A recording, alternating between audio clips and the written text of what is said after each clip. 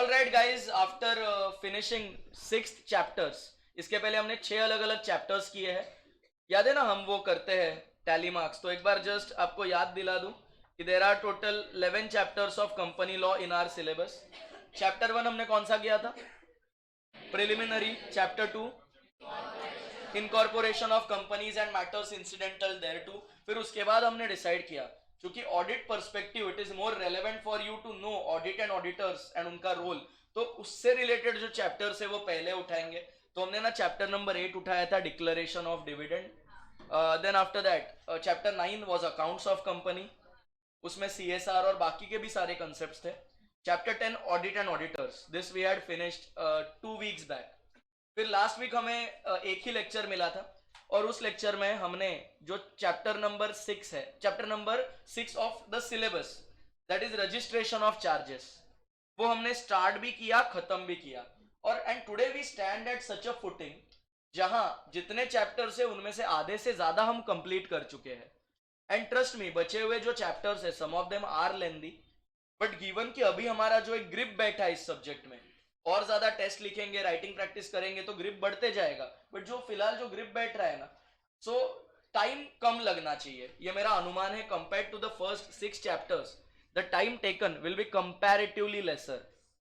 And today we begin with one of the most interesting chapters, one of the highly anticipated chapter. ये ऐसा chapter है जो हर एक commerce का student बेसब्री से इंतजार करता है इस चैप्टर के लिए, if he knows what is there in this chapter. And इसका रीजन एक है कि जब मैं कॉमर्स में आता हूं ना, सबसे ज्यादा चीज जो मुझे एक्साइट करती है, इंट्रीग करती है, it is the stock market. है ना, बचपन में हम जब 10th स्टैंडर्ड में डिसाइड किए कॉमर्स में आना है, तो हमें लगता था कॉमर्स में आना is equivalent to stock market समझना। तो एवरी टाइम वो बीएससी का ऐसा टेढ़ा कर्व्ड बिल्डिंग देखते थे, अपने को लगता था यार अपनी कोई काम की चीज रहेगी। फिर हमें धीरे धीरे, जैसे हम 18 से ज्यादा हो गए, हम में से कुछ लोग ने डीमैट अकाउंट खोलने का प्रयास किया। जो लोग 18 के नहीं थे उन्होंने अपने माँ बाप के नाम पे खोलने का प्रयास किया, उनको पुश किया कि यार मैं डिसाइड करूंगा कौन सा शेयर्स कब खरीदना है, आप खाली, ठीक है। वो शेयर्स कम और सट्टा बाजार ज्यादा चला रहे थे, तुम लोग, बात अलग है। But a commerce students get very excited when a topic of stock market comes into picture. And this chapter number 3, prospectus and allotment of securities, is where the field of corporate law marries the field of commerce, marries the field of stock market. तो ना दोनों finance और law का जो एक कहीं पे एक गठन है, एक साथ वो आते हैं, वो ये चैप्टर है। And that is why my dear friends, ये चैप्टर बेहद इंटरेस्टिंग होता है। मैं क्या क्या पढ़ेंगे इसमें ये जब बता दूंगा, you will also understand why I M hyping the chapter so much. इतना क्यों हाइप दे रहे हो इस चैप्टर को? द रीजन इज, इसका हर एक जो कंसेप्ट है जो हम पढ़ने वाले हैं, everything is so interesting that ideally it never happens during the lecture कि स्टूडेंट का अटेंशन ही निकल गया, कि स्टूडेंट को इंटरेस्ट है ये चैप्टर समझने में। So what can we expect in this particular chapter, sir? So chapter का नाम है prospectus and allotment of securities. Chapter number 3 ये तुम्हारे सिलेबस का भी है एंड साथ में कंपनीज एक्ट का भी है। बट जब भी मैं कंपनीज एक्ट का चैप्टर ऐसा बोलता हूं, you will always write it in Roman, ऐसी हमारी बात हुई थी। So this is chapter number 3 of your syllabus as well as of companies act. इस पर्टिकुलर चैप्टर में दोस्तों हमें पढ़ने हैं काफी सारे सेक्शंस। ये चैप्टर शुरू होता है सेक्शन 23 को, ये चैप्टर खत्म होता है सेक्शन 42 पे। तो there are some 19-20 sections that we have to study, but I will like to divide this chapter into 2 parts. Part 1 section 23 को शुरू होता है, section 41 को समाप्त होता है, and it talks about public offer. And part 2 which only consists of a single section, लेकिन हल्के मत लेना दोस्तों, because इस attempt में private placement जो section 42 है उस पे कुल मिला के 9 marks का content बना है। One section has accounted for 9 marks in the latest attempt. 5 marks तो आप लोग देख सकते हो, 5 marks का डायरेक्टली क्वेश्चन ही आया था, प्लस 4 marks MCQ में केस स्टडी प्राइवेट प्लेसमेंट पे आया था।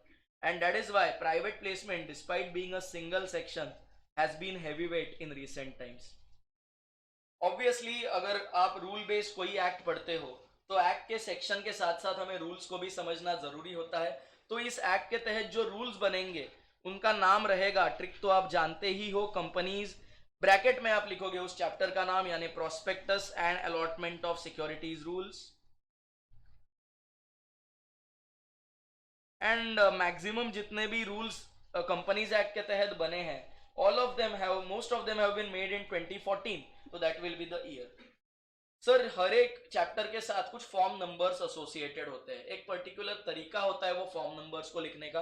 तो prospectus and allotment of security, ये जो चैप्टर है, इनमें जो भी फॉर्म्स बनेंगे उनका नाम रहेगा form PAS, and then whatever will be the number, है ना. Prospectus and allotment of security, इसलिए पैस नाम पड़ा इसको. ठीक है, चार्जेस का याद है वो 7 फॉर्म्स, हमने 9 फॉर्म्स ना टोटल किए थे, CHG 9 तक था. तो वैसे ही पैस भी रहेंगे, हम लोग पैस फॉर्म्स को भी याद रखेंगे. पैस 3 सबसे इंपॉर्टेंट फॉर्म है उनमें से. What it is I will definitely tell you. So this is some basic about this chapter. Sir what to expect in this chapter, क्या क्या चीजों पे चर्चा की जाएगी. तो जस्ट आपको एक ओवरव्यू दे दूं.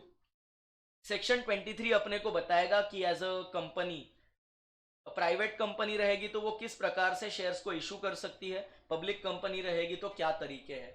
जैसे कि आप जानते हो कि पब्लिक ऑफर यानी पब्लिक को इनवाइट करना to subscribe to the shares, ये सिर्फ एक पब्लिक कंपनी कर सकती है, क्योंकि प्राइवेट कंपनी के आर्टिकल्स ये चीज रिस्ट्रिक्ट करते हैं, है ना. प्राइवेट कंपनी की डेफिनेशन में ही लिखा था, restricts public offer, point number 3 अगर याद करो तो. So private company can't make public offer, it can do anything else, जैसे प्राइवेट प्लेसमेंट कर सकती है, जैसे राइट्स इशू कर सकती है, बोनस इशू कर सकती है. पब्लिक कंपनी जो है वो पब्लिक ऑफर दे सकती है, वो प्राइवेट प्लेसमेंट कर सकती है, वो राइट्स एंड बोनस इशू भी कर सकती है. तो ये बातें सेक्शन 23 ने अपने को बताई है. फिर सेक्शन 24 एक छोटा सा प्यारा सा सेक्शन है जो अपने को बताएगा कि अगर कंपनी लिस्टेड है तो कंपनीज एक्ट के साथ साथ सेबी के रेगुलेशंस का भी उसे पालन करना पड़ेगा. वही अगर एक नॉर्मल कंपनी है अदर देन लिस्टेड तो उसको कंपनीज एक्ट का पालन करना है. एंड कंपनीज एक्ट में ROC का जो भी चीज है, NCLT रिलेटेड है, सेंट्रल गवर्नमेंट जो भी नोटिफिकेशंस लाएगा उसका भी पालन करना है. फिर उसके बाद section 25 will talk about a case of deemed prospectus. Section 25 बात करेगा कुछ ऐसी केस में जहां पे बकायदा मैं करना चाहता हूं पब्लिक ऑफर, लेकिन पब्लिक ऑफर में बहुत सारे कंप्लायंस होने के कारण मैंने ना लूप होल ढूंढा है.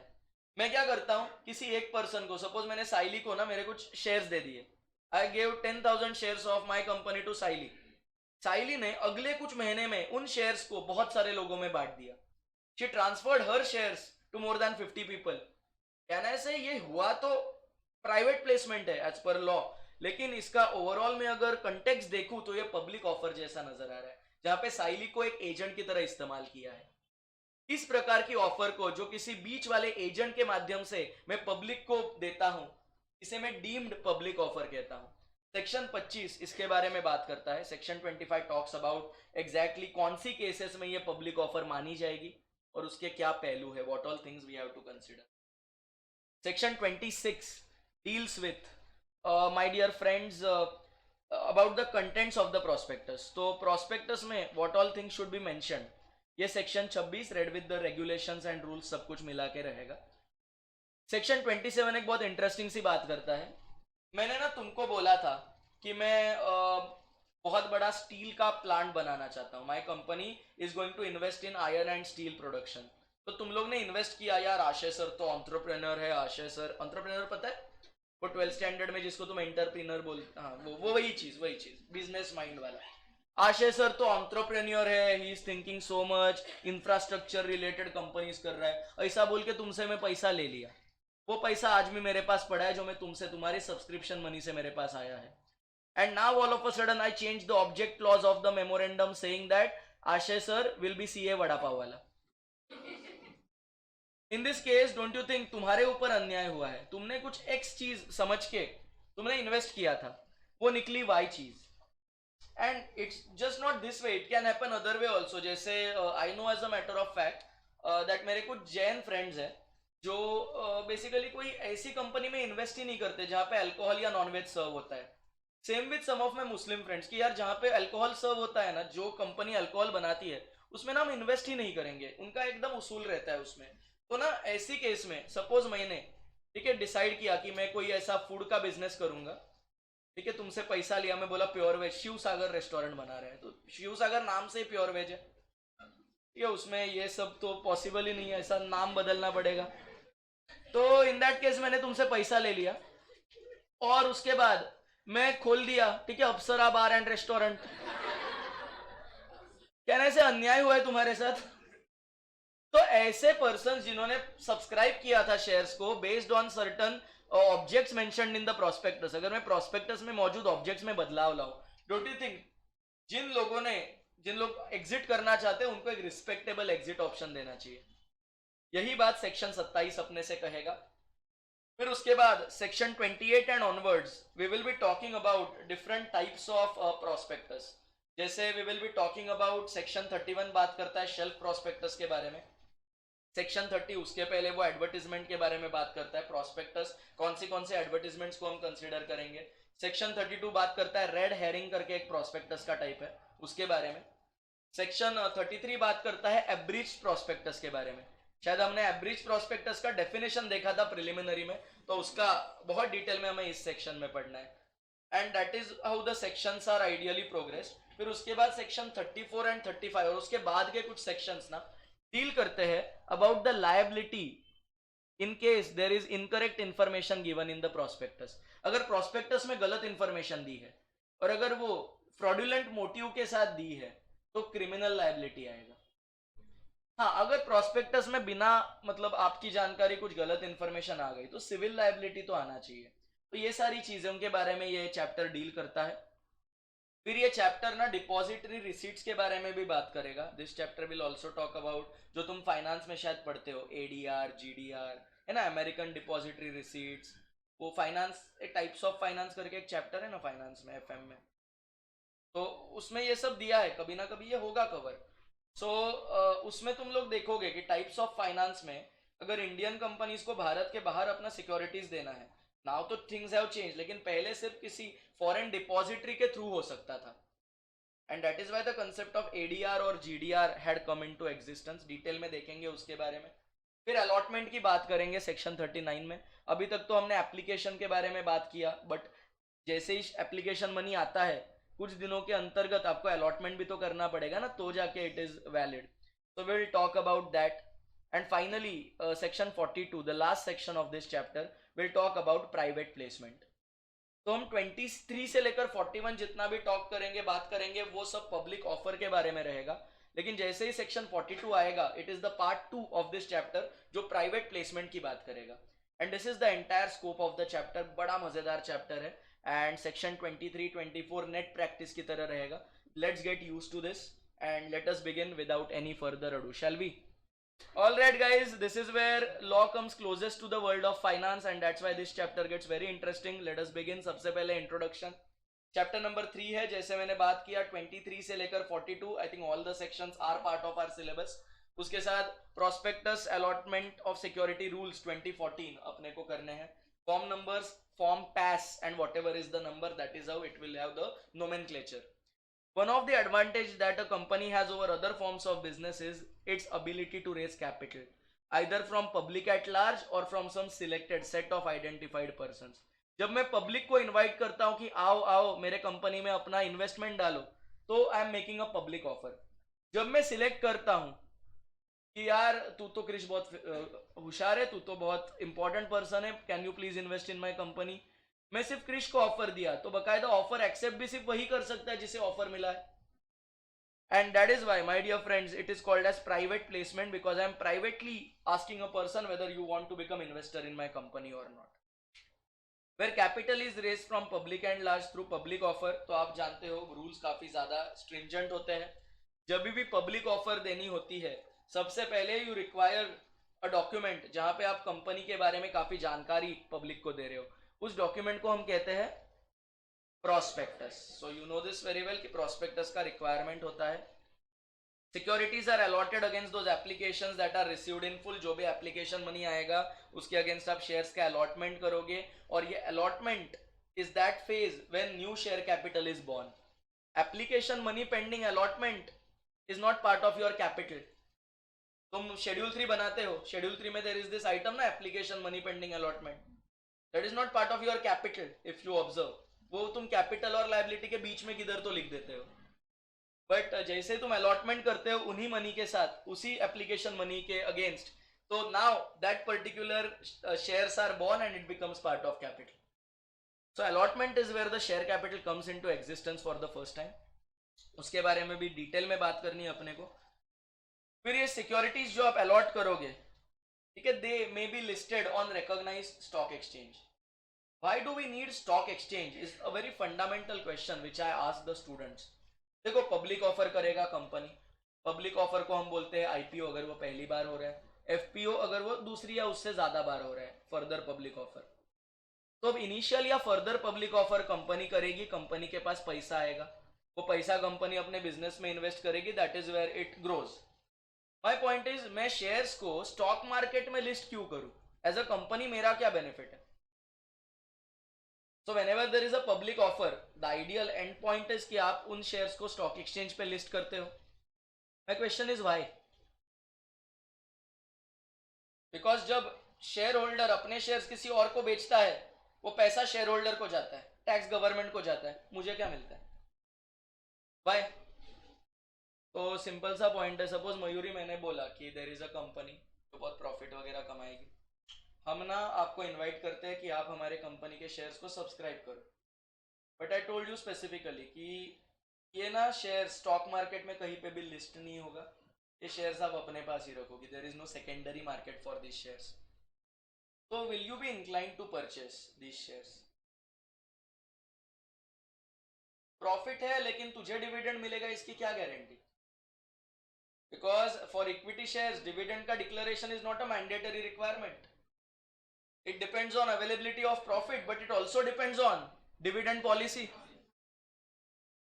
Now my biggest problem is that if my shares which I have purchased lacks transferability, कि मैं कभी भी वो शेयर किसी और के नाम पे ट्रांसफर करके अपने आप को फ्री ना कर सकूं, अपने पैसा जो भी है वो ना वापस ले सकूं, तो I will not be willing to invest in such shares. तो सेकेंडरी मार्केट में जो आप लिस्ट करते हो, एक्ट तो कंपलसरी करता है, इसलिए तो करोगे, लेकिन second reason why you will do it is because तुम्हारे शेयर होल्डर्स को एक एग्जिट अपॉर्चुनिटी फ्यूचर में मिलना चाहिए। And this stock market acts as that secondary market, providing the exit opportunity for each and every share holder, ठीक है, जो भी पब्लिक ऑफर से उसके पास कंपनी के शेयर्स आए। Does it make sense? That is why listing in stock exchange is very very essential. हम इसके बारे में भी इस पर्टिकुलर टॉपिक में बात करेंगे। तो चलो, सेक्शन 23 में टोटल 4 सबसेक्शंस है। सबसे पहले सेक्शन 23 सबसेक्शन 1 अपने को बोलता है कि पब्लिक कंपनी अगर सिक्योरिटीज नए शेयर्स रेज करना चाहती है, what are the ways in which it can do. Being a public company वो पब्लिक ऑफर भी दे सकती है, but being a public company अगर वो पब्लिक को सबको इन्वॉल्व नहीं करना चाहती तो वो प्राइवेट प्लेसमेंट भी कर सकती है। एग्जाम में ना एक बार क्वेश्चन आया था, can a public company do private placement, and majority students ने गलत लिखा था। उनको ऐसा था कि public company public offer, private company private. ऐसा नहीं होता है। जो राइट्स प्राइवेट कंपनी के पास है वो पब्लिक के पास तो होने ही चाहिए, बट चूंकि प्राइवेट कंपनी का आर्टिकल्स उस कंपनी को पब्लिक को इनवाइट करने के लिए प्रोहिबिट करता है, that is why only public company can have public offer. उसका लॉजिक आर्टिकल्स ऑफ एसोसिएशन के प्रावधानों में छुपा है, उसका लॉजिक पब्लिक प्राइवेट कंपनी की डेफिनेशन में छुपा है, तो क्लॉज 68 वाली। Are we clear? चलो, तो public company can issue securities to public through prospectus, through the issue of prospectus माने public offer, by complying with provisions of section 23 से लेकर 41, as I told you part 1 of this chapter, or through private placement by complying with the provisions of section 42 यानी part 2 of this chapter। इसके अलावा rights issue, existing share holders को मैं और ज्यादा shares दे रहा हूं eight a price lesser than market price, क्योंकि मेरा कंफर्ट है उनके साथ। तो जो ऑलरेडी मेरे शेयर होल्डर्स है ना, उनको मैं ऑफर देता हूं कि मार्केट प्राइस से कम में क्या आप मेरे शेयर सब्सक्राइब करोगे। जब उन लोग हाँ बोलते हैं, they accept your offer, it is called as rights issue. Bonus issue, ठीक है, मेरे पास जो मेरा शेयर्स है ना वो डिविजिबल नहीं है, मेरे शेयर का ना वैल्यू बहुत ज्यादा हुआ है, जैसे एमआरएफ का share, what is the price at which MRF is currently being traded? Lakh रुपए के ऊपर है। तो अब सपोज अब तुम्हारे मेरे जैसा गरीब लोग अगर स्टॉक मार्केट में इन्वेस्ट करना चाहता है, क्या हम एमआरएफ में पैसा डाल सकता है? डालना तो चाहते हैं सर, प्रॉफिटेबल है, बट औकात नहीं है अभी फिलहाल नहीं है। एक बड़े हो जाएंगे कभी, अंबानी अदानी टाटा जैसे, तो डालेंगे एमआरएफ में भी पैसा, बट आज नहीं डाल सकते। That's why to have divisibility to the shares. और एक चीज जो की जा सकती है इज आप ना बोनस शेयर्स इशू कर लो। Suppose I issue bonus shares 1:1, फिर क्या होगा, मेरा नंबर ऑफ शेयर्स डबल हो जाएगा, but against the number of shares मेरा नेटवर्थ उतना ही है, सो मेरा market value of the share लगभग लगभग आधा हो जाएगा। And that's why bonus issue is one of the ways in which I regulate the price of my share in the market. तो मैं फुल्ली पेड बोनस शेयर्स देता हूं for this reason. ना मेरा कैश फ्लो हो रहा है उससे, ना मेरा कोई नेटवर्थ में बदलाव आ रहा है, but to regulate the market value of the shares, to make the shares more divisible, मैं इस मैकेनिज्म का इस्तेमाल करता हूं। According to the provisions of this act and in case of listed company, इस एक्ट के साथ साथ सेबी द्वारा बनाए हर एक रेगुलेशन का भी आपको पालन करना है। Are we clear? अच्छा, पब्लिक ऑफर है ना, 3 पार्ट्स में डिवाइड होती है। I will just tell you short में। Public offer is divided into 3 parts. जब कंपनी पहली बार पब्लिकली कैपिटल रेज करती है, पहली बार वो प्रोस्पेक्टस इशू करके पब्लिक को बोलते हैं आओ हमारे शेयर्स को सब्सक्राइब करो, that is called as, because ये फर्स्ट टाइम हो रहा है, आईपीओ, इनिशियल पब्लिक ऑफर। और जब वही कंपनी सेकेंड या उससे ज्यादा बार पब्लिक ऑफर करती है, उसी कंपनी का पब्लिक ऑफर को हम कहते हैं एफपीओ, यानी further public offer. Then there is another type of public offer जो हम लोग एक सेक्शन में भी देखेंगे। There is section 28 which deals with this aspect also. I will just tell you what it is. What happens is, काफी ना कुछ शेयर होल्डर्स होते हैं जिनके पास बहुत सारे शेयर्स होते हैं। So let's take an example that let us assume Siddhi is owning around 15% shares of some listed company। 15% share किसी भी लिस्टेड कंपनी का बहुत बड़ा नंबर है, मतलब सिद्धि अरबपति है अगर 15% किसी बड़े कंपनी का वो ओन कर रही है तो ऐसे में अगर सिद्धि चाहती है कि यार मैं ना इस इन शेयर्स को ना मैं बेचना चाहती हूँ and I will just get my money and I, मैं शादी कर लेगी वो पैसे जो भी है, मतलब सिद्धि डिसाइड करती है बहुत ज्यादा पैसा या किधर तो स्पेंड करना है तो बोली शादी कर लेगी पैसा, उसको वो लहंगा खरीदना है, सब्यासाची वाला लहंगा खरीदना है। तो the problem that will happen if Siddhi sells 15% of shares of a company, उल्था पलट मच जाएगी, स्टॉक मार्केट हिल जाएगा भाई। पहली बात तो अगर किसी भी शेयर का प्राइस 10% से ज्यादा बढ़ता या घटता है ना एक दिन में, तो सर्किट लगता है, if you have heard the term, यानी उस शेयर का ट्रेडिंग उस दिन के लिए स्टॉप किया जाता है। Imagine the supply side pressure when Siddhi is putting 15% of shares of that company in the stock market for trade। By side पे उतना नहीं रहेगा लोग जो एक दिन में इतना परचेस कर पाएगा, and that is why the price, supply ज्यादा डिमांड कम, प्राइस का क्या होगा, गिरेगा, क्रैश हो जाएगा भाई price. And that is why to avoid these kind of happenings, जो काफी ज्यादा शेयर होल्डर्स जो होते हैं, जो बड़े बड़े अमाउंट्स होल्ड करते हैं शेयर के, उन लोग ना कंपनी के पास ही जाते हैं, उन लोग डायरेक्टर्स को ही बोलते हैं देख भाई ये हमारा जो हमने शेयर्स हमारे पास है ना, हम उसको डाइवेस्ट करना चाहते हैं, हम उससे जुदा होना चाहते हैं, बट वी नो कि अगर स्टॉक मार्केट में जाएंगे तो हमको ये मार्केट प्राइस मिल ही नहीं पाएगा because supply side pressure will be so high. तो डायरेक्टर्स क्या बोलते हैं ना, हम एक काम करते हैं, आप वो शेयर्स ना सेल के लिए लगा दो लेकिन don't do it through stock market, हम एक नया प्रोस्पेक्टस इशू करेंगे and we will say offer for sale, and तुम्हारे शेयर्स, मौजूदा शेयर्स हम उन पब्लिक को बेचेंगे जो आज वो शेयर्स खरीदने को इंटरेस्टेड है। So instead of routing it through stock market, we will create a new prospectus and we will offer those shares to the public once again, and that is called as offer for sale, OFS बोलते हैं उसको। so IPO, FPO and OFS मिला के we call it public offer। इनमें से कोई भी हो सकता है। फर्क इतना है कि आईपीओ एफपीओ में there are no shares in existence, shares create हो रहे हैं। ऑफर फॉर सेल में मौजूदा शेयर्स पब्लिक ऑफर के माध्यम से किसी और को ट्रांसफर किए जा रहे हैं out of stock market. Are we clear? नहीं जाएंगे, सिद्धि के शेयर्स कंपनी के पास नहीं जाएंगे, सिद्धि के बिहाफ पे कंपनी प्रोस्पेक्टस इशू करेगा। हाँ हाँ हाँ, अगला तेरा पॉइंट रहेगा इसका खर्चा कौन उठाएगा। कंपनी का फायदा है कि मार्केट में उसका प्राइस रेगुलेटेड रहेगा भाई। सिद्धि बोलेगी, सिद्धि अगर बोलेगी मैं स्टॉक मार्केट में जाके ही बेचेगी, पता चला 120 रुपए का शेयर था 80 रुपए पे आ गया एक दिन में, वाई, बिकॉज सिद्धि को शादी करनी है। समझ रहे हैं? नहीं नहीं नहीं करेगी आइडियली। पहली बात, उसका शेयर 120 में कौन खरीदेगा? 15% शेयर से भाई, वो उतना बायर्स ही नहीं है। She will have problem selling those shares. That's why offer for sale as a mechanism is useful for company and Siddhi both. Then company will issue prospectus and existing shares will be transferred to the general public based on the application. तो फर्क सिर्फ इतना है कि OFS में मौजूदा shares वापस public offer देके बाहर जा रहा है, पहला दो आईपीओ एफपीओ में नया शेयर्स क्रिएट हो रहा है।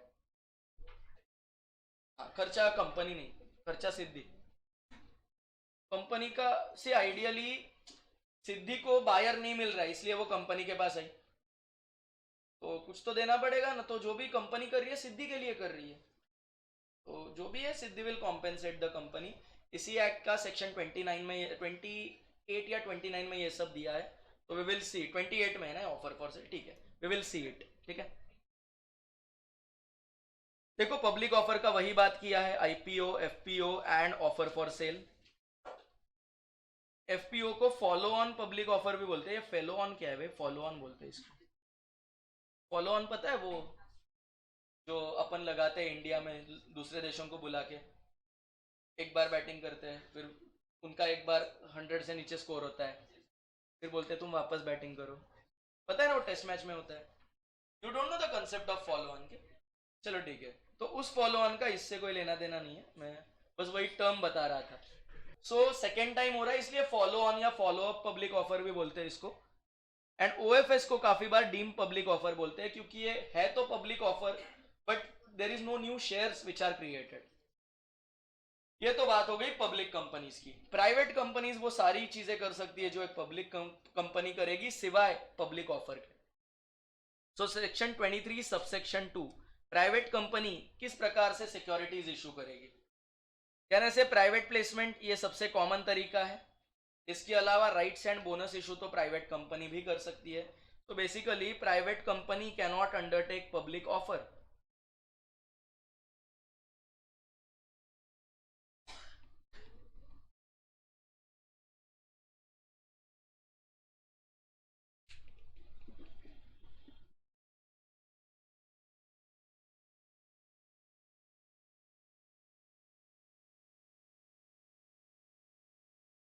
अब इसके बाद ना आई हैव अ डिस्कशन, वैसे not directly part of the syllabus but just एक बार आपको बता दूं। कंपनीज एक्ट में सिक्योरिटी वर्ड डिफाइन इस प्रकार से किया है that security shall have the same meaning as per the securities contract regulation act 1956। तो सीकरा में जो सिक्योरिटी वर्ड का डेफिनेशन है, वही definition we will as it is use. To my knowledge preliminary chapter के दौरान हमने ये चीज डिस्कस की थी। सिक्योरिटी वर्ड पे हमने चर्चा की थी कि हम हमेशा समझते हैं कि सिक्योरिटी म्हणजे सिर्फ शेयर्स, वैसा नहीं है। तो सिक्योरिटीज का डेफिनेशन 2 क्लॉज 81 में हमने देखा था एंड वी सेड कि सीकरा के 2 क्लॉज एच में जो डिफाइन किया है वही डेफिनेशन कंपनीज एक्ट भी चलाएगी। क्या डेफिनेशन थी? तो हमने बोला था कि शेयर स्क्रिप्ट स्टॉक जो भी मतलब इक्विटी आइटम्स है, and bond debenture debenture stock जो भी डेट आइटम्स है कंपनी जो इशू करेगी, वो सबके सब सिक्योरिटी के डेफिनेशन में आएंगे। इसके अलावा हमने देखा था डेरिवेटिव्स, ऐसा इंस्ट्रूमेंट जिसका वैल्यू किसी और चीज पे डिराइव होता है। फ्यूचर्स, ऑप्शन, शायद आप आज थोड़े समझदार हो कि ये चीज समझ पाओ। जब हमने स्टार्ट किया था तब आप फाइनेंस में उतना आपका लेक्चर्स नहीं हुआ था, तो आपको फ्यूचर्स, ऑप्शंस, स्वॉप्स ये सब मालूम नहीं था। Today you are in a position I think to understand the word derivative थोड़ा बहुत तो। फिर मैंने बोला था कि म्यूचुअल फंड जैसे होता है वैसे ही कलेक्टिव इन्वेस्टमेंट स्कीम करके भी होता है गवर्नमेंट का। तो कलेक्टिव इन्वेस्टमेंट स्कीम जो आपको यूनिट्स देगी, इंस्ट्रूमेंट्स देगी, दोज यूनिट्स और इंस्ट्रूमेंट्स जैसे म्यूचुअल फंड का होता है ना यूनिट, वैसा उसको भी हम सिक्योरिटी मानेंगे। फिर मैंने आपको सारफेजी एक्ट के under enforcement of security interest का मैंने एक डायग्राम बना के दिया था। चैप्टर 1 हमारे नोट्स पे आ जाओ ना, जो एक नोट्स हमने चैप्टर 1 के लिए दिया था ना, ये सब मैंने किया है तुमको तभी एक्सप्लेन। मैंने बोला था काफी बार क्या होता है, बैंक्स जो है उनको रिकवरी करना है तो उनको एक कानून के दायरे के अंदर एकदम प्यार से करना पड़ता है ना। हिंदुस्तान में प्यार से तो कोई समझता नहीं है, थोड़ा तो डराना धमकाना पड़ता है।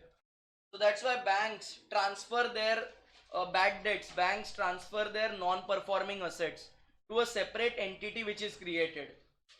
ऐसा कुछ मैं आपको बोला था कि इसको हम सिक्योरिटाइजेशन कंपनी बोलते हैं, असेट रिकंस्ट्रक्शन कंपनी, नहीं बोला था? तो चलो ना मैं एक बार आपको ये पॉइंट एक्सप्लेन करता हूं। ये सिक्योरिटी रिसीट्स एग्जैक्टली क्या है? देयर इज अ बैंक, ठीक है, ऐसा कोई फुद्दूसा बैंक है, let's say Shamrao Vitthal cooperative bank है, ठीक है, शामराव विट्ठल कोऑपरेटिव, नाम से ही पता लग रहा है ऐसा कोई तो फुद्दूसा लोग यहाँ से लोन लेगा जहाँ जिनको किसी और से लोन ही नहीं मिल रहे। ना व्हाट हैपेंस इज, ऐसा कोई अगर बैंक है वो किसी भी अरे गेरे को भी लोन देने को रेडी है, बिकॉज ज्यादा लोग उससे लोन ले नहीं रहे, तो देर आर चांसेस कि डिफॉल्ट भी हो सकता है ना। एज अ बैंक जब तुम रिकवरी करने जाते हो, द बिगेस्ट प्रॉब्लम इज कि तुम्हें प्यार से आदाब से वो रिकवरी करनी पड़ती है। तो what happened is, Shamrao Vitthal bank ने अपने एम्प्लॉइज को एक जगह पे भेजा, they sent at defaulters place, है ना। शामराव विट्ठल बैंक का जैसे ही एम्प्लॉइज को देखा तो जो डिफॉल्टर था उसने ना अपने पूरे बॉडी पे केरोसिन डाल दिया और ऐसा माचिस का ना एक बॉक्स हाथ में लेके बैठा है, बोला करूँ क्या करूँ क्या? तो बैंक वाला बोला यार सॉरी सॉरी, भाग गए। फिर नेक्स्ट टाइम वापस वो रिकवरी करने आया, इसने माचिस जलाने का बात किया, बोला नहीं नहीं सॉरी सॉरी, आप डिफॉल्टर ही रहो, वही ठीक है। So the problem with bank is कि अगर कल जाके इनका एम्प्लॉइज रिकवरी करने गया था और ऐसा ऐसा डिफॉल्टर के साथ हुआ, ठीक है, बोरोवर ऐसा मर गया, ठीक है, उसने जला दिया अपने आप को, two things are going to happen, it will create a very bad press, reputation बहुत खराब होगी। सेकेंडली उनसे अब लोन कौन लेगा? उसने सच में अपने आप को जला दिया या यू नेवर नो, बैंक पैसा नहीं दिया तो पता चला माचिस लेके बैंक वाला ही आ रहा है। So it is definitely going to create a very bad reputation, and to avoid that, bank ये जो रिकवरी वाला काम है ना, ये ट्रांसफर करते हैं to asset reconstruction companies, ARC बोलते हैं उनको। So bank will transfer, see bank has basically given loan to a borrower and borrower has given some security to the bank, कहने से कोई चीज गिरवी रखा था, सिक्योरिटी है। Now what happens is bank transfers loan plus security to a asset reconstruction company जिसका काम ही है डिफॉल्टिंग लोगों से रिकवरी करना।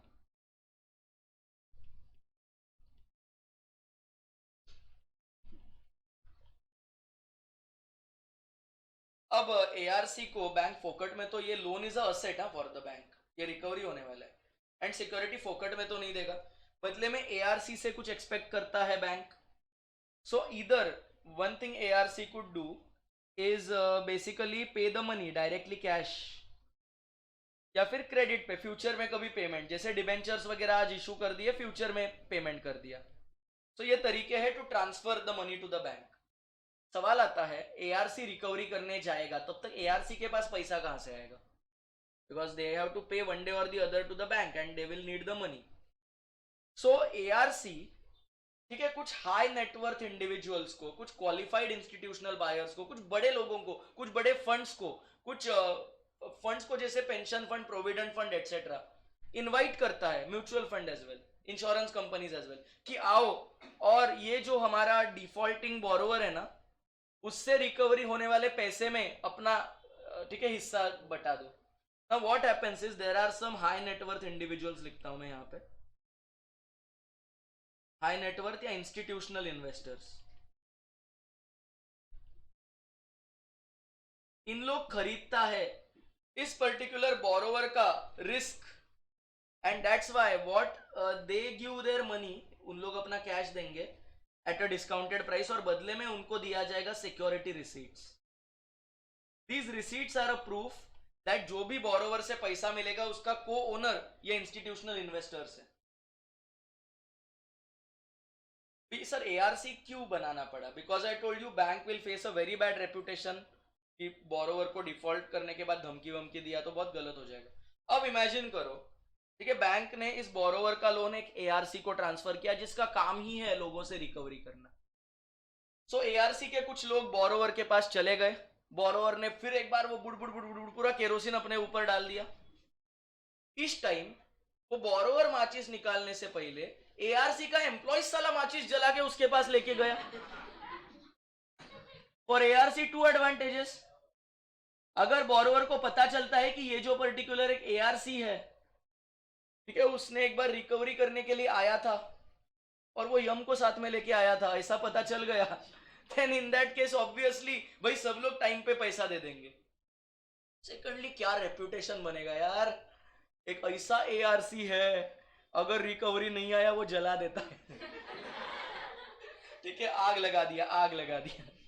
See the point is obviously कानून के दायरे के ही अंदर होगा, ये बताने की बात है, बट एआरसी ज्यादा आई वुड से उसको फ्रीडम रहता है to get the money, and that's why banks also prefer कि यार रिकवरी हमारा काम नहीं है।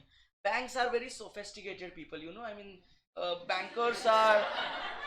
बैंकर्स ऐसा सूट बूट पहन के आता है और फिर do you want this policy, we have this scheme, ये वो ऐसा करके एकदम सोफिस्टिकेटेड बातें करता है। वही अगर बैंकर नेक्स्ट डे बोलने लगे पैसा देना, तो कितना गलत लगेगा यार। And that's why recovery function has to be segregated, उसको एकदम अलग रखना चाहिए from the banking function. That's why ARC. अब एआरसी को इमीडिएटली पैसा कहां से आएगा, तो एआरसी बोलेगा हम एक इंस्ट्रूमेंट इशू करेंगे सिक्योरिटी रिसीट्स, जिसमें बोरोवर का डेट जो है ना, that is the underline, that is the asset जिसके ऊपर हमने वो रिसीट इशू किया है। अब तुम्हारे मेरे जैसा लोग कोई डिफॉल्टिंग बोरोवर के ऊपर सट्टा लगाने लग गया तो भाई हम तो कंगाल हो जाएंगे, ठीक है। That's why only high net worth individuals, only institutional investors are allowed to subscribe to these security receipts.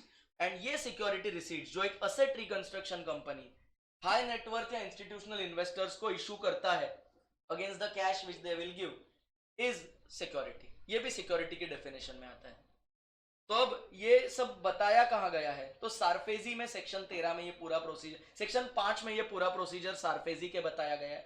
SARFAESI क्या है, एक एक्ट है जिसका फुल फॉर्म है securitisation and asset reconstruction and enforcement of securities interest act 2002। ये act इतना बड़ा है, पहले सीए फाइनल के सिलेबस में हुआ करता था, स्टूडेंट्स को डर लगता था साला बाकी कुछ भी पूछ लो खाली फुल फॉर्म मत पूछ लेना, एग्जाम में 2 मार्क का फुल फॉर्म आ गया तो 2 मार्क्स चला जाएगा अपना, वैसा स्टूडेंट्स को डर था। So that is what SARFAESI was and that is what point number 1D इज, नहीं 1D नहीं, ये वाला point number 1C, security receipts under securitisation and reconstruction of financial asset and enforcement of security interest act 2002। प्यार से सारफेजी बुलाते हैं इसको, प्यार से नहीं मजबूरी से। बहुत इंपॉर्टेंट सा एक्ट है रियल लाइफ में, जब आप प्रैक्टिकली कोई लीगल चीज करने जाओगे तो SARFAESI is one of the acts जिसमें कंपनीज जिन्होंने डिफॉल्ट किया उनके असेट्स बैंक ना डायरेक्टली एनफोर्स करेगा, बैंक डायरेक्टली बेचेगा, किसी कोर्ट के पास नहीं जाएगा, डायरेक्टली बेचेगा। This act empowers that. Next is units of mutual fund except यूएलआईपी।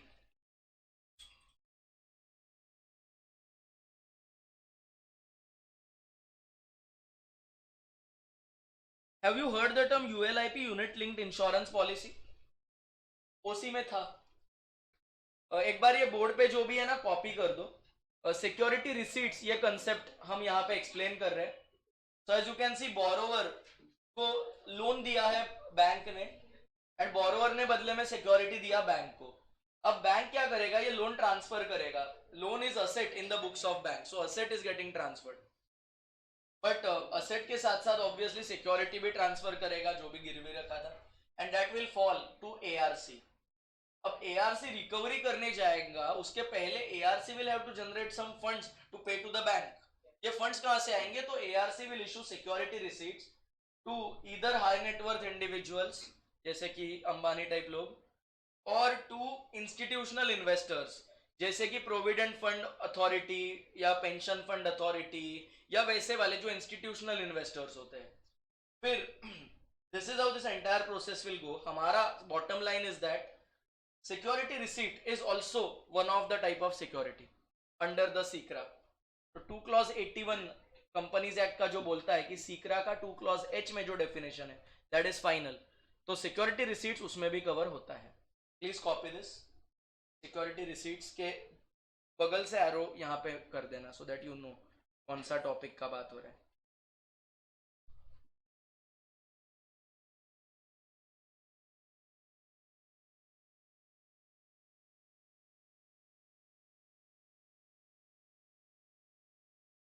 ये वाला high net worth slash institutional investors.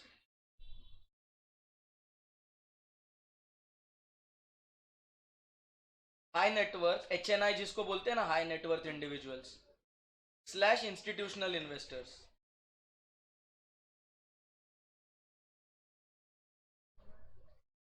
वैसे तो not directly I would say part of the syllabus, indirectly still part of the syllabus, because जो companies act का definition है वो जिस act का रेफरेंस देता है उसमें ये लिखा है। इसके लिए तो आप मुझे सीए फाइनल में याद करोगे, जब सिक्योरिटाइजेशन टॉपिक आपके फाइनेंस में पढ़ाया जाएगा तब ये सिक्योरिटी रिसीट्स का कंसेप्ट आएगा। Can I proceed? All right. इसके अलावा units of mutual fund scheme except ULIP, unit linked insurance policy is basically a mutual fund scheme. It's basically an insurance policy जहां पे आप जो इंश्योरेंस प्रीमियम भरते हो वो किसी म्यूचुअल फंड के साथ टैग किया जाता है, किसी म्यूचुअल फंड में इन्वेस्ट किया जाता है। सो टेक्निकली देखो तो यूएलआईपी एक हाइब्रिड इंस्ट्रूमेंट है। As a insurance, as a life insurance, it is basically you are using it to secure, ठीक है, the future. But as a investment tool आप म्यूचुअल फंड्स में वही पैसा आपका वो इंश्योरेंस कंपनी डाल रहा है। तो एक हाइब्रिड इंस्ट्रूमेंट है जिसमें मेजर जो है that is to act as a insurance, that is to act as a security. तो हम लोग ना इसको सिक्योरिटी के डेफिनेशन में नहीं ऐड कर सकते। It's not an investment tool, it's a tool to ensure that तुमको कुछ भला बुरा हो जाए तो your legal representatives are secured. Are we clear? And that's why ULIP is not a security. But otherwise everything, all the insurance mutual funds, उनका units, mutual fund का shares नहीं होता है, म्यूचुअल फंड का यूनिट्स होता है। Those units are also securities.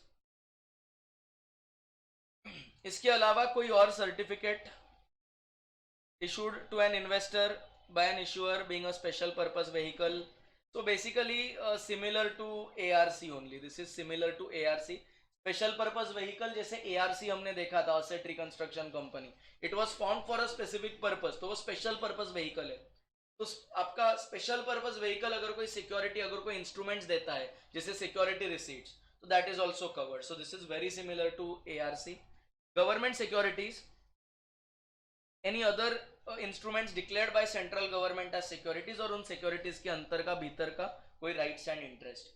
ये सीकरा यानी सिक्योरिटीज कॉन्ट्रैक्ट रेगुलेशन एक्ट के अंतर्गत सिक्योरिटी वर्ड का डेफिनेशन है, और हमारे कंपनीज एक्ट भी सीकरा से ही ये पूरा डेफिनेशन कट कॉपी पेस्ट लेती है। Are we clear? So this is what it is. वैसे तो ब्लू में लिखा है, वैसे किसी और एक्ट से आता है तो एग्जाम में आने की गुंजाइश कम है, लेकिन हम प्रिपेयर करके रखेंगे। We should be ready with our understanding of the word securities. And as a disclaimer, इस एक्ट के नाम में भी prospectus and allotment of securities word is used. It's not just the shares, it's the securities. And that's why it might also include some other aspects like debentures. इस chapter में मैं unless specified security word का ही प्रयोग करूंगा। अगर मैं share word का प्रयोग कर रहा हूं तो आप समझ जाना कि something is applicable specifically for shares only. Whenever it is throughout तो मैं सिक्योरिटी वर्ड का प्रयोग करूंगा। तो लेट अस बिगिन। अब वैसे तो लास्ट टू लास्ट ईयर तक सिर्फ दो ही सबसेक्शंस थे। 23(1) बोलता था कि पब्लिक कंपनी चार चीजें कर सकती है, public offer, private placement, rights issue, bonus issue. Section 23 subsection 2 बोलता था प्राइवेट कंपनी से तीन ही चीजें कर सकती है, private placement, rights issue, bonus issue. Now they have added couple of sections. Section 23 subsection 3 एक नया प्रोविजन लेकर आया है जहां पे इंडियन कंपनीज कुछ कंप्लायंस, कुछ प्रोसीजर के अनुसार अपना शेयर्स किसी ओवरसीज स्टॉक मार्केट में डायरेक्टली लिस्ट कर सकती है। पहले अगर आपको किसी फॉरेनर को शेयर देना था, द ओनली प्रोसीजर वाज कि आप फॉरेन किसी डिपॉजिटरी को दे दो और फॉरेन डिपॉजिटरी एडीआर या जीडीआर इशू करेंगे, अमेरिकन डिपॉजिटरी रिसीट्स या global depository receipts. Today the procedure has change. आज, ठीक है, subject to compliance, subject to all the procedures, Indian company directly उसका शेयर्स फॉरेन स्टॉक एक्सचेंज में भी list कर सकती है, और ये पावर आता है सेक्शन 23 सबसेक्शन 3 से। So to bring ease of doing business for corporates, subsection 3 and 4 were introduced vide an amendment act. तो पहले ना अगर इंडियन कंपनीज को बाहर से पैसा चाहिए था, इक्विटी मार्केट में बाहर से रेज करना था मनी, तो उनको डिपॉजिटरी रिसीट्स एडीआर जीडीआर के थ्रू करना पड़ता था. But now my dear friends, as more and more businesses are going global, तो इन लोग बोल रहा है कि section 23 subsection 3 allows for direct overseas listing of some classes of public companies. Luckily हमारे सिलेबस में रूल्स नहीं है. ये गिने चुने कुछ रूल्स है जो सिलेबस से बाहर है. So we will not be knowing, we will not cover कि कौन सा कंपनीज को डायरेक्ट पब्लिक लिस्टिंग अलाउड है. In fact Tata Motors is listed on New York stock exchange, just आपकी नॉलेज के लिए बता दूं. ठीक है, so that is what it is. इसके बाद आगे बढ़ते हैं. सेक्शन 23 सबसेक्शन 4 बोलता है कि कुछ क्लासेस ऑफ पब्लिक कंपनीज को सेंट्रल गवर्नमेंट किसी नोटिफिकेशन के माध्यम से बोलेगी कि आपको चैप्टर 3, चैप्टर 4 एंड कुछ गिने चुने बाकी के सेक्शंस का कंप्लायंस करने का कोई आवश्यकता नहीं है, एग्जाम के लिए रेलेवेंट नहीं है. तो what they are saying is कि देयर आर सम कंपनीज जिनको सेंट्रल गवर्नमेंट ने एग्जम्प्ट किया है फ्रॉम कंप्लाइंग विद चैप्टर 3 यानी prospectus and allotment of securities. Chapter 4 इसके बाद जो हम देखेंगे share capital and debentures. Section 89, section 90 which is part of management administration chapter and section 127 dividend जो हमने ऑलरेडी देख लिया है. Which of the following shall be considered as securities? चलो एक एमसीक्यू आपके स्क्रीन पर है और आपको जवाब देना है. मजे की बात, स्क्रीन पर है, बुक में नहीं, स्क्रीन पर है. स्क्रीन में देख के आपको जवाब देना है. ठीक है देवी और सज्जनों, आपकी स्क्रीन पर अगला प्रश्न ये रहा. Which of the following shall be considered as securities for the purpose of section 23 of the act? इनमें से कौन से इंस्ट्रूमेंट सिक्योरिटीज माने जाएंगे? ठीक है, under section 23 of the act. पहला यूएलआईपी, दूसरा actionable claim regarding mortgage debt, तीसरा securities issued by national asset reconstruction limited. And your options are 3 only, 1 and 3, 2 and 3 and none of the above. Will it be 3 only? देखो 1 तो नहीं है, ये मैं साफ साफ देख सकता हूं. यूएलआईपी इज एक्सक्लूडेड. सेकेंड पॉइंट समझने का प्रयास करते हैं. मॉर्गेज डेट के अगेंस्ट इशू किया होगा actionable claim, which basically means ऐसा डेट जो जिसके अगेंस्ट सिक्योरिटी थी, मॉर्गेज था, यानी सिक्योरिटी प्लस लोन किसी और को ट्रांसफर किया गया है एंड वो पर्टिकुलर पर्सन रिकवरी कर रहा है directly from the borrower. Can I say this is very similar to ARC? And don't you think ARC जो security receipt issue कर रही है वो कहीं ना कहीं हम security की definition में cover कर रहे हैं. And as a result, actionable claim जैसे security receipt which is issued against a mortgage debt, basically loan transferred to ARC, is also a security. And that's why our answer should be C, that is both 2 and 3. So ये आप note down करना. यहां पे confusion arise हो सकती है कि point number 2 में लिखा क्या है, एंड जहां पे कंफ्यूजन है वहां पे इंस्टीट्यूट का ये चीज पूछने का भी चांसेस ज्यादा हो जाता है. ऑलराइट, इसके बाद सेक्शन 24 एक छोटा सा प्यारा सा सेक्शन है जो सिंपल सी बात करता है. सेक्शन 24 बोलता है कि लिस्टेड कंपनीज के कुछ प्रावधान कंपनीज एक्ट से गवर्न नहीं होंगे, सेबी के कुछ रेगुलेशन से होंगे. बट अगर आप अदर देन लिस्टेड हो तो आपको कंपनीज एक्ट एंड उसके अंदर जो भी दिया है वो एज इट इज अप्लाई होगा. Let's see what they have given. SEBI is empowered to administer the provisions under chapter 3 यानी prospectus and allotment of securities. Chapter 4 यानी share capital and debentures.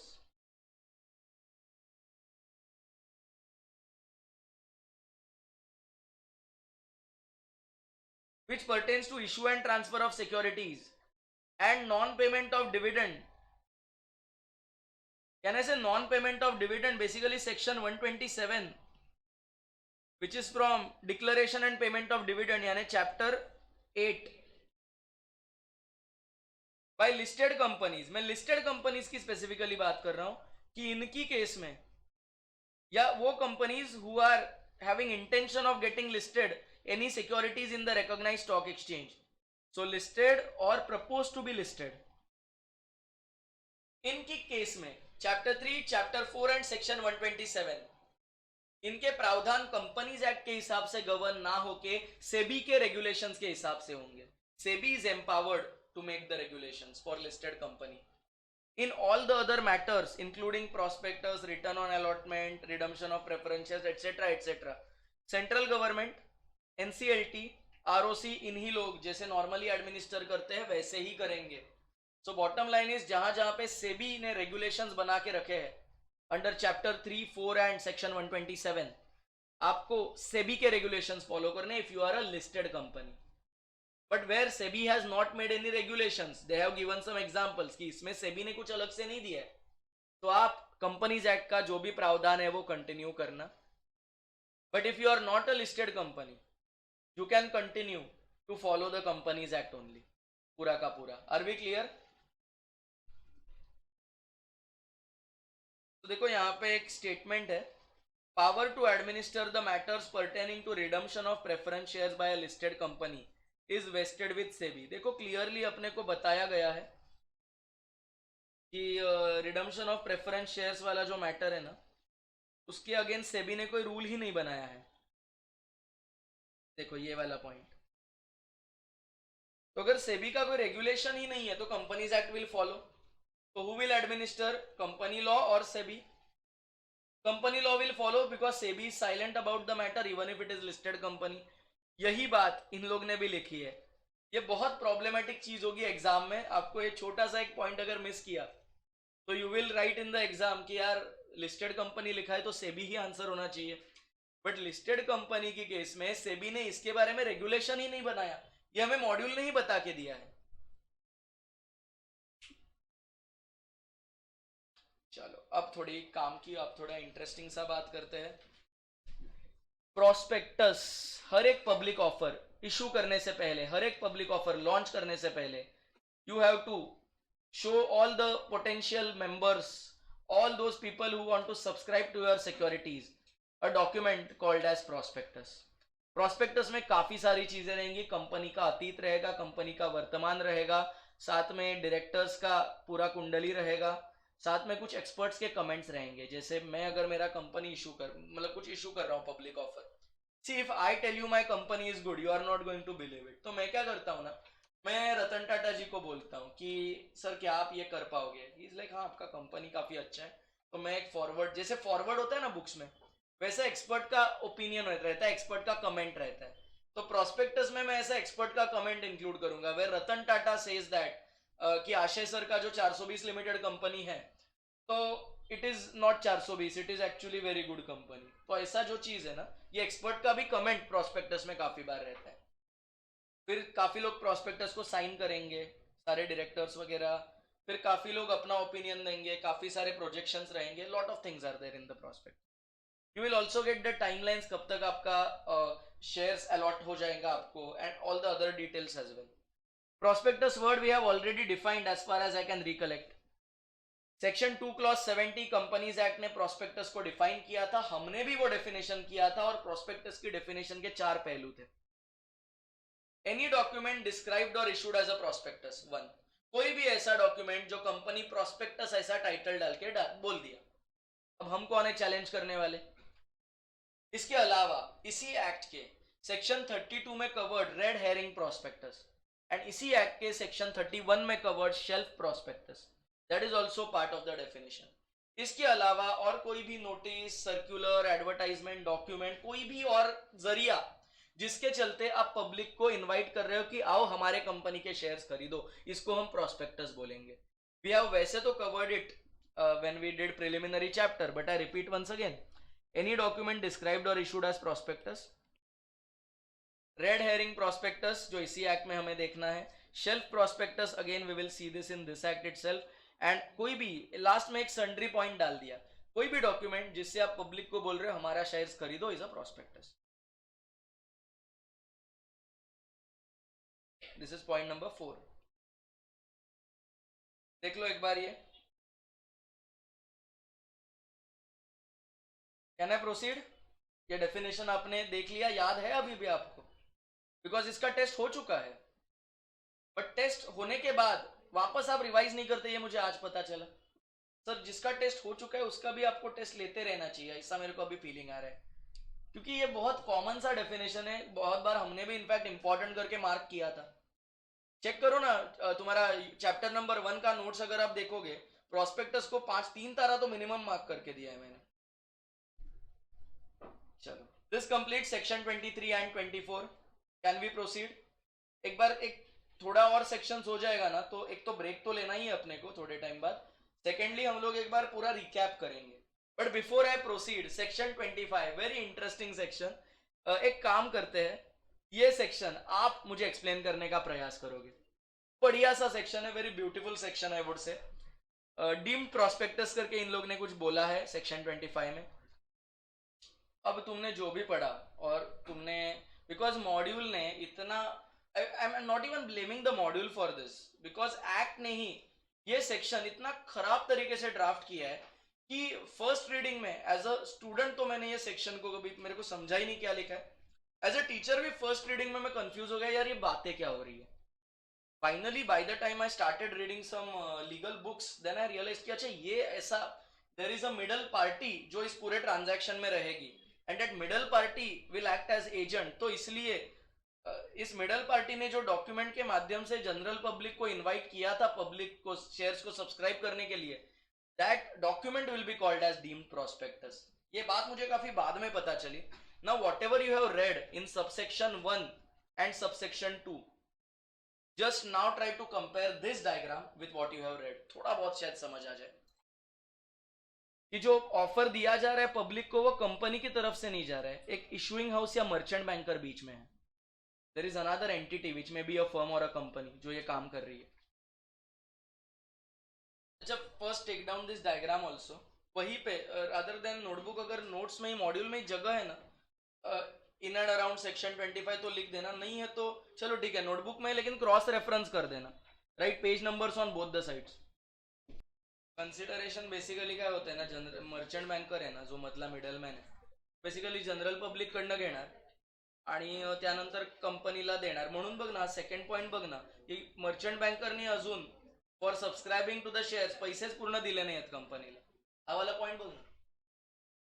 We will talk about it, commission का अब भी ये section में discussion नहीं हो रहा है, बट अगर तुम ठीक है शेयर्स इशू करते दौरान if you are making somebody do certain activities तो कंपनी कैन पे कमीशन, लेकिन ये ना चैप्टर 4 शेयर कैपिटल डिबेंचर में देखेंगे कि ideally 5% of the amount of shares और whatever is the rate given in the articles whichever is lower, तेवढं commission देऊ शकतो, तो देऊ शकतो इफ इट इज देयर।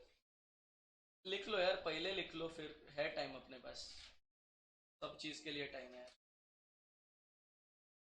अब ये कहानी ध्यान से सुनना, सेक्शन 25 घुमा फिरा के क्या बात कर रहा है, I will tell you.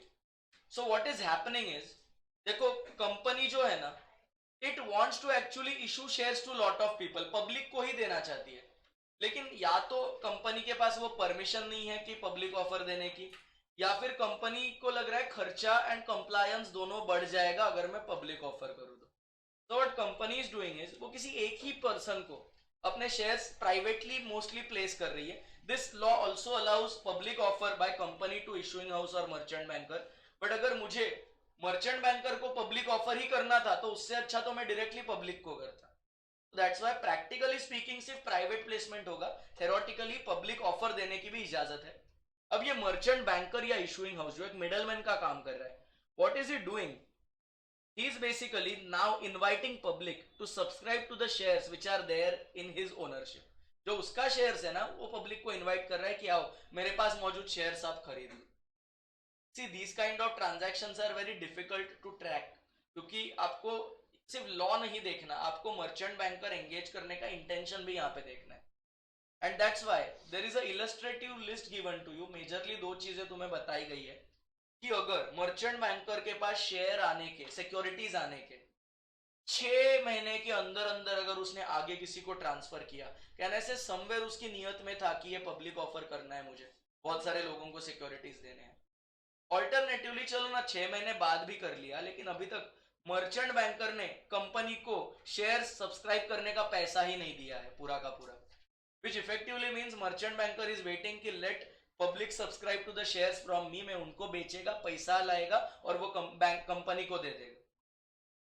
In either of the cases हमें एक नियत साफ दिखती है कि कंपनी का ना मर्चेंट बैंकर को एजेंट या मिडलमैन की तरह यूज करने का कर्तव्य था।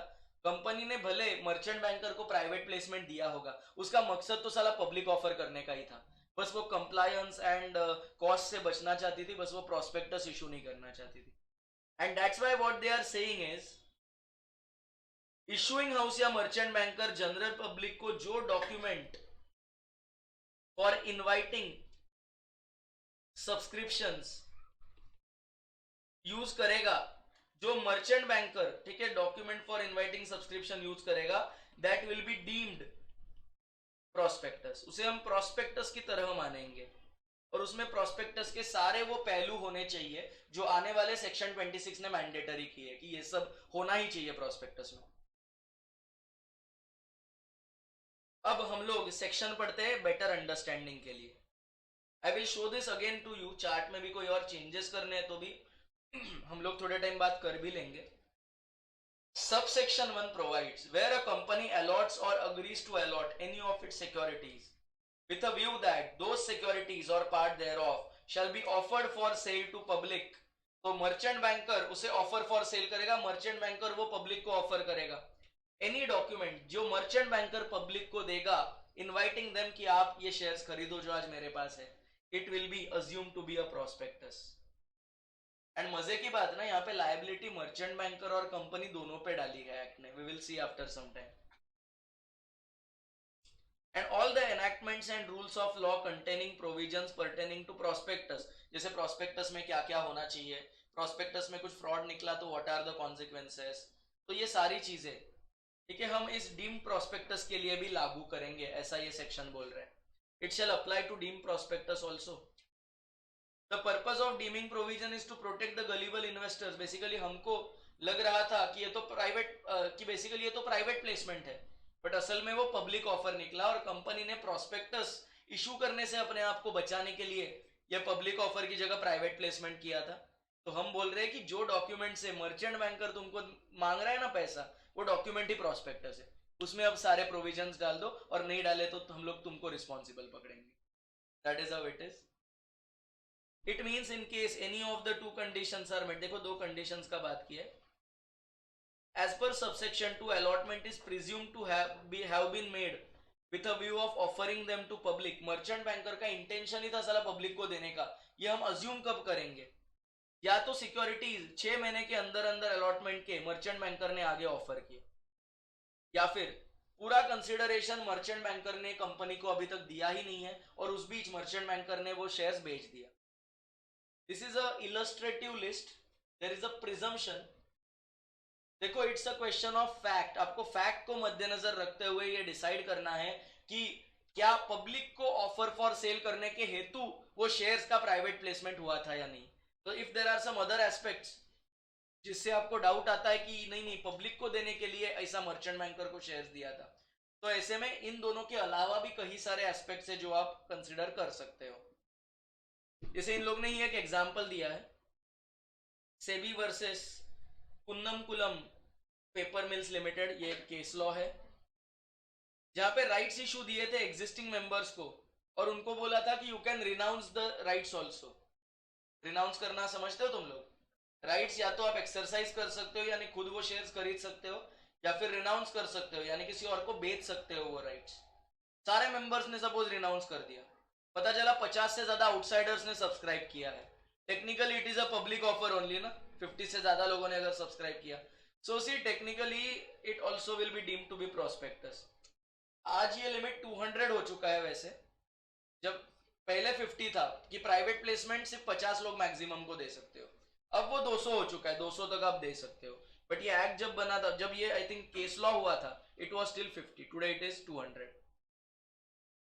Requirements for deemed prospectus additionally, ठीक है, जो सेक्शन 26 में दिया है उसके साथ साथ उसके अलावा सेक्शन 25 सबसेक्शन 3 आपको बोलता है कि इशूइंग हाउस ने जो नेट प्रॉफिट कमाया, इशूइंग हाउस ने जो नेट अमाउंट रिसीव किया, इसका भी आपको हिसाब देना है। इशूइंग हाउस का नेट प्रॉफिट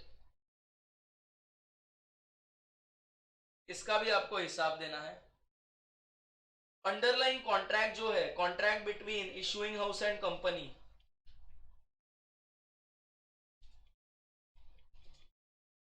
इसके बारे में टाइम एंड प्लेस आपको बताना है प्रोस्पेक्टस में, डीम्ड प्रोस्पेक्टस में।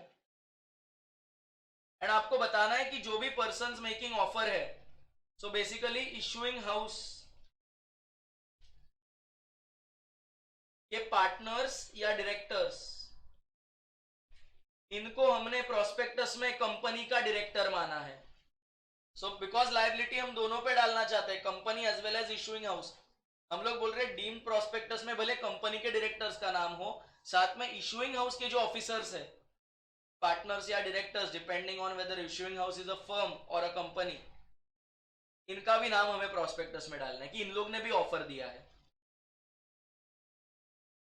एंड लास्टली, इशूइंग हाउस की तरफ से सिग्नेचर कौन करेगा उस डीम्ड प्रोस्पेक्टस पे।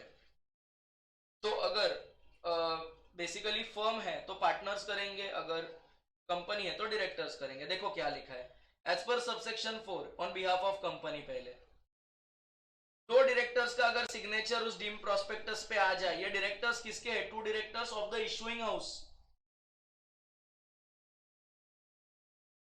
तो भी चल जाएगा। And if it is a firm, all the partners have to sign. Firm का दिया है इन लोग ने नीचे, नहीं दिया है ना, तो वहां पे लिख देना, if issuing house is a firm all the partners have to sign, just write down.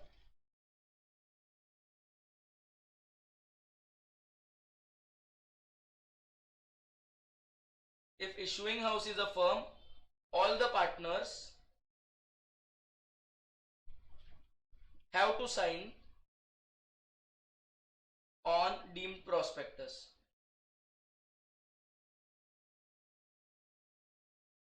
ये आप लिख देना।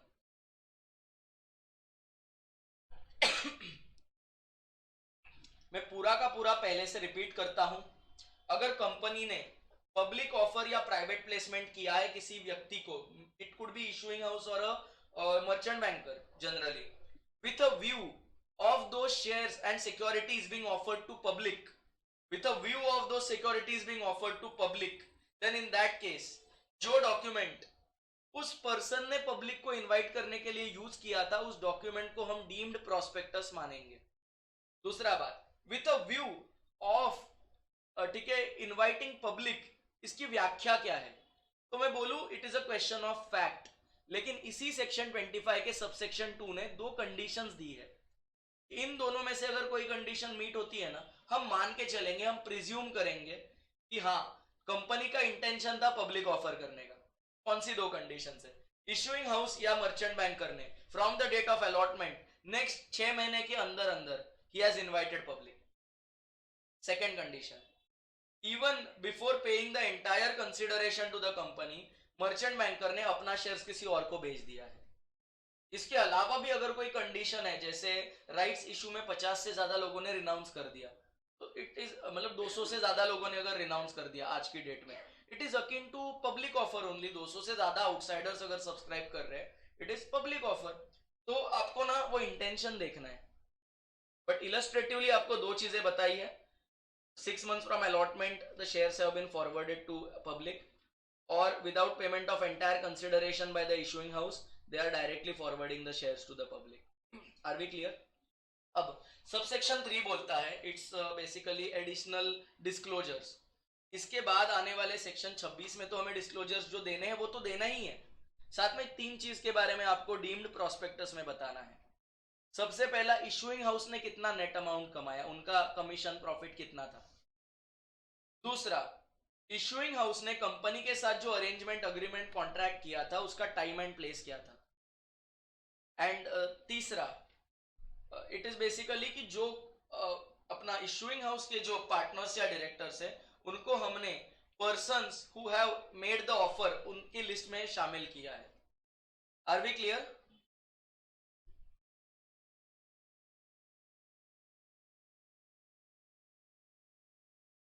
नेक्स्ट लास्ट सबसेक्शन 4 सिंपल सी बात कहता है कि डीम प्रोस्पेक्टस, अगर इशूइंग हाउस एक पार्टनरशिप फर्म है तो सारे पार्टनर्स साइन करेंगे, अगर इशूइंग हाउस एक कंपनी है तो एटलीस्ट 2 डायरेक्टर्स, जैसे हमेशा होता है कि मिनिमम 2 डायरेक्टर्स का सिग्नेचर इज रिक्वायर्ड, वो साइन करेंगे तो सफिशिएंट माना जाएगा. Any doubt now in this section? Very very complex and very very important section. यहाँ पे बहुत डाउट्स क्योंकि क्रिएट होते हैं, तो एक बार शांति से गो थ्रू करोगे. So let's take a 10 minutes of halt. 5 minute आपको पढ़ने के लिए, 5 मिनट का ब्रेक. ठीक है, so your time starts now. मैं आगे बढ़ता हूं. सेक्शन 26 एक बेहद I would say content oriented section है, जहां पे अपने को बताया जाएगा कि प्रोस्पेक्टस में क्या क्या कंटेंट्स एक्सपेक्टेड है. What are all the contents which will form part of the prospectus. वैसे तो प्रोस्पेक्टस बकायदा पब्लिक ऑफर की केस में होता है, and most of the times public offer listed companies करता है मोस्ट ऑफ द टाइम्स. तो इसीलिए ना जनरली इस सेक्शन के साथ हमें सेबी का रेगुलेशंस भी पढ़ना पड़ता है. सो व्हेनेवर तुम नॉर्मली मतलब प्रैक्टिकली, चूंकि मैं कुछ प्रोस्पेक्टस ड्राफ्ट कर चुका हूं, तो I know as a matter of fact कि इतना सिर्फ देख के सफिशिएंट नहीं है. इसके अलावा सेबी का रेगुलेशंस है. There is a regulation issue of capital and disclosure requirement regulation, ICDR बोलते हैं. There is a regulation listing obligation and disclosure requirement, LODR बोलते हैं. सेबी के रेगुलेशंस है एंड उसका भी कंपनीज एक्ट के प्रावधानों के साथ साथ हमें पालन करना पड़ता है. साथ में कंपनीज एक्ट के रूल्स में, कंपनी रूल्स में मतलब प्रोस्पेक्टस एंड अलॉटमेंट रूल्स, काफी सारे कंटेंट्स एडिशनली दिए गए हैं जो हम लोग डिस्कस करेंगे. तो ऐसा मिक्स बेल होने वाला है, पूरा एक्ट के ही सेक्शंस नहीं देखने, थोड़ा बहुत हमें रूल्स भी देखना पड़ेगा. थोड़ा बहुत मैं शायद रेफरेंस दे दूं कि इसके बाहर कुछ और चीजें हैं जो अपने को लिखनी होती है प्रोस्पेक्टस में, क्योंकि practically I have applied this section multiple times. मेरे पास वो आइडिया है कि how exactly a prospectus looks. शुरू करते हैं. सबसे पहला, prospectus should be dated and signed and it shall state such information and set out such reports on financial information as may be specified by SEBI in consultation with CG. दो चीज मुझे दिखती है. सबसे पहला पॉइंट कि prospectus में date and आपका सिग्नेचर होना चाहिए. दूसरा, सेबी ने बताए गए डिस्क्लोजर्स का भी आपको साथ में पालन करना है. सेबी ने जो भी फाइनेंशियल इंफॉर्मेशन स्पेसिफाई किया, that should also form part of the prospectus. Proviso to subsection 1 says the regulations made by SEBI in respect of such financial information shall apply until SEBI specifies. तो SEBI नया law बनाने से पहले पुराना जो था वो कंटिन्यू होगा. Today SEBI has its new regulations, so वो हम फॉलो करेंगे. Next, there must be a declaration made affirming the compliance under provisions act, under companies act. So basically prospectus में होना चाहिए एक declaration sign by the director saying that हमने prospectus and allotment of securities के लिए वो जो भी कंप्लायंसेस थे, जो भी कंपनीज एक्ट की रिक्वायरमेंट्स थी, उसका पालन किया है. This is point number 3. इसके अलावा एक स्टेटमेंट होना चाहिए कि nothing in the prospectus is against, is contrary to the provisions of companies act, SCRA, SEBI and इसके तहत बने रूल्स एंड रेगुलेशंस. दो डिक्लेरेशन है, दो स्टेट, मतलब this is point number 4. Declaration है कि कंपनीज एक्ट का पॉजिटिव डिक्लेरेशन कि पालन हुआ है, and there is a negative statement saying that कि there is no non compliance. Prospectus में ऐसा कुछ भी नहीं है जो कंपनीज एक्ट, सेबी, सीक्रा और उसके तहत बने रूल्स एंड रेगुलेशंस का नॉन कंप्लायंस करे. ये दोनों अलग अलग स्टेटमेंट्स आपको देनी होंगी. So you have to positively affirm companies act पूरा कंप्लाइड, नेगेटिवली से कि हमने कहीं पे भी इन एक्ट्स का उल्लंघन नहीं किया है. So these are the first 4 points, first 4 requirements. फिर इसके बाद एक बहुत मजेदार सा है सबसेक्शन 2 में. इन लोग कहते हैं दो केसेस में जहां पे पब्लिक ऑफर हो भी रहा है, आपको प्रोस्पेक्टस इशू करने की कोई आवश्यकता नहीं है. Market important. अगर मैं मेरे एग्जिस्टिंग मेंबर्स या डिबेंचर होल्डर्स को, जिनको मैंने पहले से ही प्रोस्पेक्टस दिखाकर मैंने उनको शेयर्स या डिबेंचर्स जो भी है इशू किया था, उनको मैं फिर एक बार ऑफर देना चाहूं, क्या ना इसे राइट्स इशू का बात हो रहा है. तो technically they are talking about rights issue. Existing members and debenture holder को मैं वापस वही इशू करना चाहता हूं जिनको पहले ही प्रोस्पेक्टस मैंने दिखाया है. मैं वापस प्रोस्पेक्टस ना दिखाऊं तो भी चल जाएगा, वो पब्लिक ऑफर वैलिड माना जाएगा. सेकेंडली, जो class of shares and debentures already मैंने प्रीवियसली इशू किए थे एंड फिलहाल वो रिकॉग्नाइज स्टॉक एक्सचेंज में डील और कोट हो रहे हैं। सो ऐसा शेयर्स, ऐसा डिवेंचर्स का क्लास जिनका मैंने ऑलरेडी प्रोस्पेक्टस इशू किया था, उस टाइप के शेयर्स एंड डिवेंचर्स जो आज भी अपना रिकॉग्नाइज स्टॉक एक्सचेंज में डील हो रहे हैं, उनका रेगुलरली ट्रेडिंग हो रहा है, मैं उसी टाइप का शेयर्स और डिवेंचर्स फिर एक बार इशू करना चाहता हूँ। सो कहने से टेक्निकली बात फर्दर पब्लिक ऑफर का हुआ है of the same class of securities, FPO of the same class of securities. तो पूरे कैरेक्टरिस्टिक सेम होने चाहिए, लेकिन जो शेयर्स ऑलरेडी स्टॉक मार्केट में डील हो रहे हैं और जो नए शेयर्स आप इशू करना चाहते हो। इन दो केसेस में दोस्तों no need of any separate new prospectus. Please make a note of it, please make the markings very very important. Subsection exam में कहीं ना कहीं इस पे सवाल आता ही है कि इन दो केसेस में no need of issuing prospectus. पढ़ू आगे। अब इसके बाद सबसेक्शन 3 एक सिंपल सी बात करता है कि जो डेट आपने प्रोस्पेक्टस में मेंशन की है, we have already seen that prospectus should be dated and signed, ऐसा लिखा था। तो जो डेट हमने प्रोस्पेक्टस में मेंशन की है ना दोस्तों, तो that date is assume to be the date on which prospectus is published. तो जस्ट प्रोस्पेक्टस पब्लिश होने के बाद ही आप पब्लिक ऑफर दे सकते हो, तो वो तारीख हम डेट ऑफ पब्लिशिंग अज्यूम करेंगे। अगला पॉइंट, आप तब तक पब्लिक ऑफर नहीं दे सकते जब तक आपने एक signed copy of prospectus ROC के पास डिलीवर किया है फॉर फाइलिंग। सो फर्स्ट आपको आरओसी के पास प्रोस्पेक्टस देना है, उसके बाद ही आप पब्लिक ऑफर यानी पब्लिक को आप प्रोस्पेक्टस दिखा सकते हो। Such a copy shall be signed by every person who is named as director or proposed director in the prospectus. So basically signature किसका लगेगा, डायरेक्टर या प्रपोज डायरेक्टर का। Duly authorized attorney can sign in representative capacity. So director का agent, duly authorised attorney यानी agent of director, authorised agent of director को भी sign कर सकता है, कोई दिक्कत नहीं। Date of filing copy of prospectus of registrar is important in the context of concept of validity of prospectus. तो अभी हम इसके बाद देखेंगे।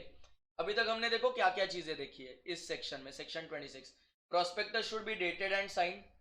फिर डेट का जहां तक बात है, जो डेट है we assume it is the date of publishing of prospectus। दूसरा बात हमने देखा था कि प्रोस्पेक्टस में सेबी ने जो भी रेगुलेशंस रूल्स बनाए हैं उसके तहत whatever are the disclosure requirements उसका भी पालन करना है। फिर हमें एक डिक्लेरेशन देना था and in that declaration we have already seen that companies act का हमने कंप्लायंस किया, ये बोर्ड ऑफ डायरेक्टर्स साइन करके दे रहे हैं। चौथा एक स्टेटमेंट देना था कि हमने nothing in the issue of prospectus has violated the provisions of companies act, SCRA यानी securities contract regulation act, SEBI यानी securities exchange board of India act and इसके तहत बने रूल्स एंड रेगुलेशंस। फिर इसके बाद हमने दोस्तों देखा कि दो केसेस जहां पे आपको भले पब्लिक ऑफर हो, प्रोस्पेक्टस इशू करने का आवश्यकता नहीं है। सबसे पहला जो एग्जिस्टिंग शेयर होल्डर्स या डिबेंचर होल्डर्स है उनको आप वापस एक बार ऑफर दे रहे हो, so it's like a rights issue. Secondly जो class of securities already recognise stock exchange पे रेगुलरली ट्रेड हो रहे हैं उसी क्लास के शेयर्स या डिबेंचर्स आप फिर एक बार इशू कर रहे हो, it is akin to FPO. तो अगर आईपीओ के दौरान प्रोस्पेक्टस आपने इशू किया था, उसी प्रकार के शेयर्स आप वापस इशू करना चाहते हो, तो वापस प्रोस्पेक्टस देके भी भला क्या करोगे। Then after that before publishing the prospectus a copy of prospectus has to be delivered to the ROC register, ये भी चीज हमने देखी है।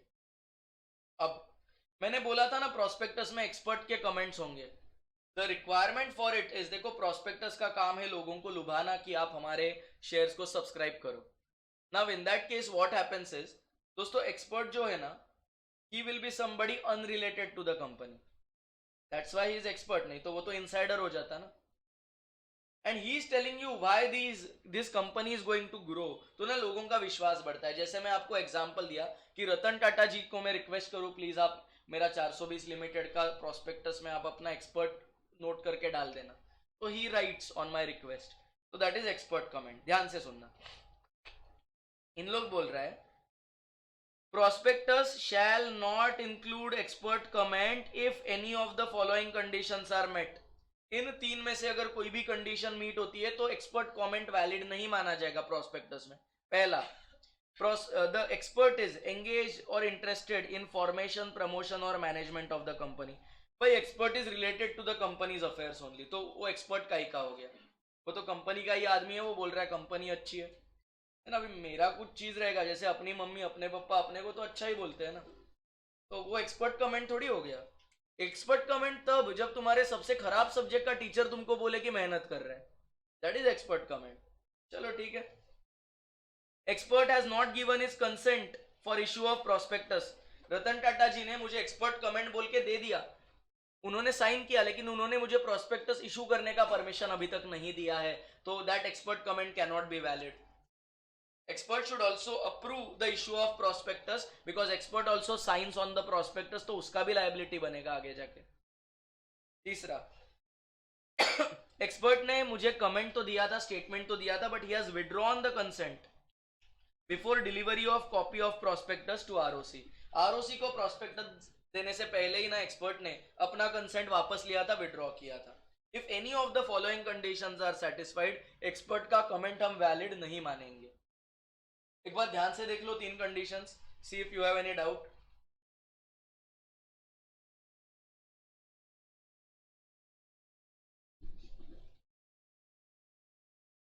एक्सपर्ट कौन है इसके बारे में हमने ऑलरेडी चर्चा की थी। कोई भी व्यक्ति जो सर्टिफिकेशन देने के काबिल है, कोई भी व्यक्ति ऑफ एमिनेंस, जो engineer, valuer, CS, cost accountant, anybody having power to issue certificate under any law. Can I proceed? कुछ और डिस्क्लोजर्स जिसके बारे में हम बात करेंगे। अभी तक हमने 4 डिस्क्लोजर्स के बारे में बात की है।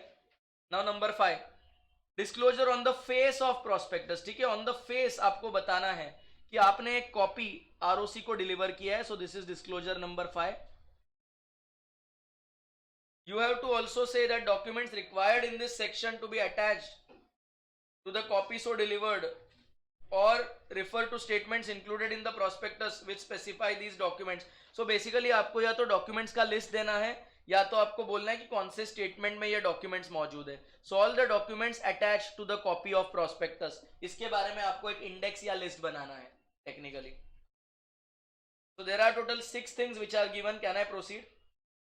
अगला पॉइंट बेहद इंपॉर्टेंट, एमसीक्यू या कोई भी केस स्टडी भी बन सकता है।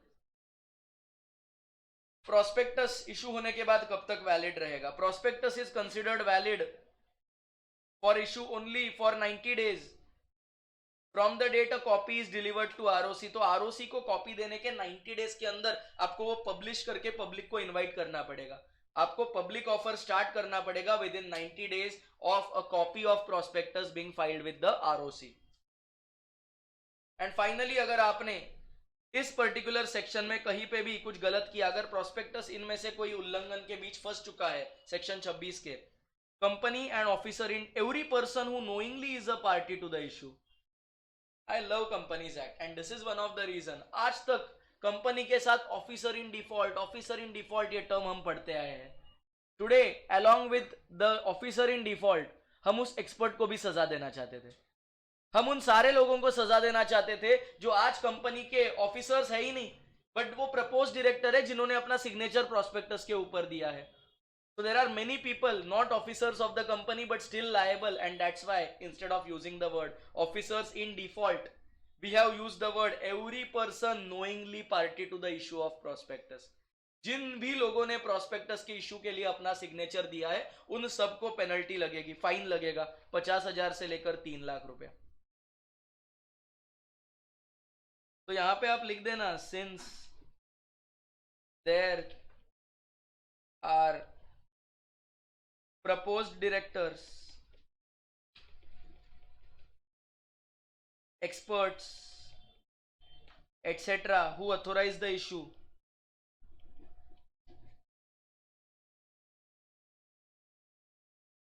of prospectus. The word officer in default is avoided. I hope you appreciate why officer in default is conspicuously absent over here.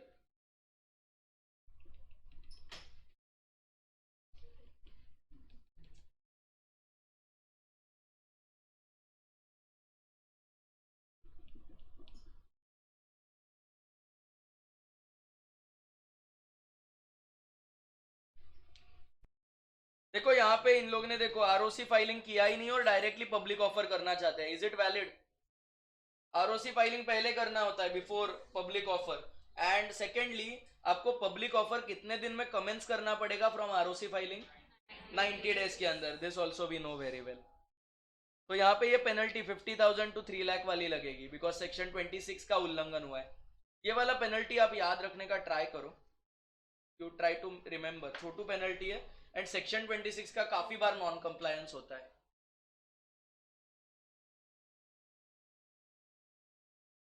Fine है. हाँ फाइन है. करेक्ट.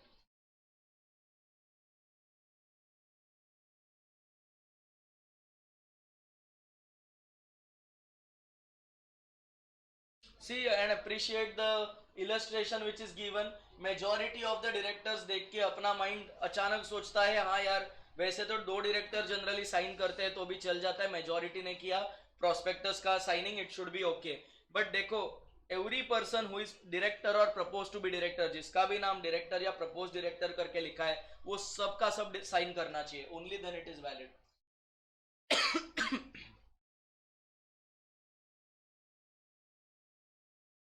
तो दिस कंप्लीट्स सेक्शन 26. अभी तक हमने सिर्फ 6 ही डिस्क्लोजर्स इसमें लिखे हैं, लेकिन बी एश्योर्ड और ज्यादा डिस्क्लोजर्स आने वाले सेक्शंस में आएंगे. तो नंबर 6 के बाद मैं नंबर 7 से अभी वहां पे स्टार्ट करूंगा. Wherever more disclosures in prospectus are there.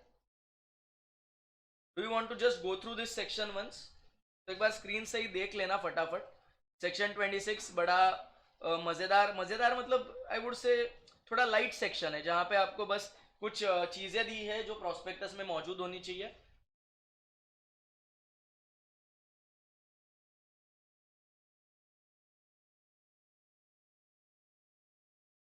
मैं इसी स्पीड से स्क्रॉल डाउन करते जाऊंगा. ठीक है.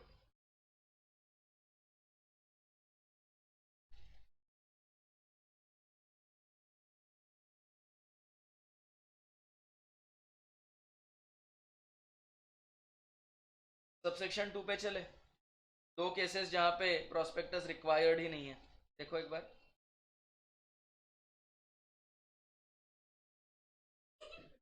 चलो डेट ऑफ पब्लिकेशन मानेंगे हम लोग जो डेट प्रोस्पेक्टस में मौजूद है. प्रोस्पेक्टस साइन या तो every director and propose director करेगा या उनका कोई ऑथोराइज एजेंट करेगा.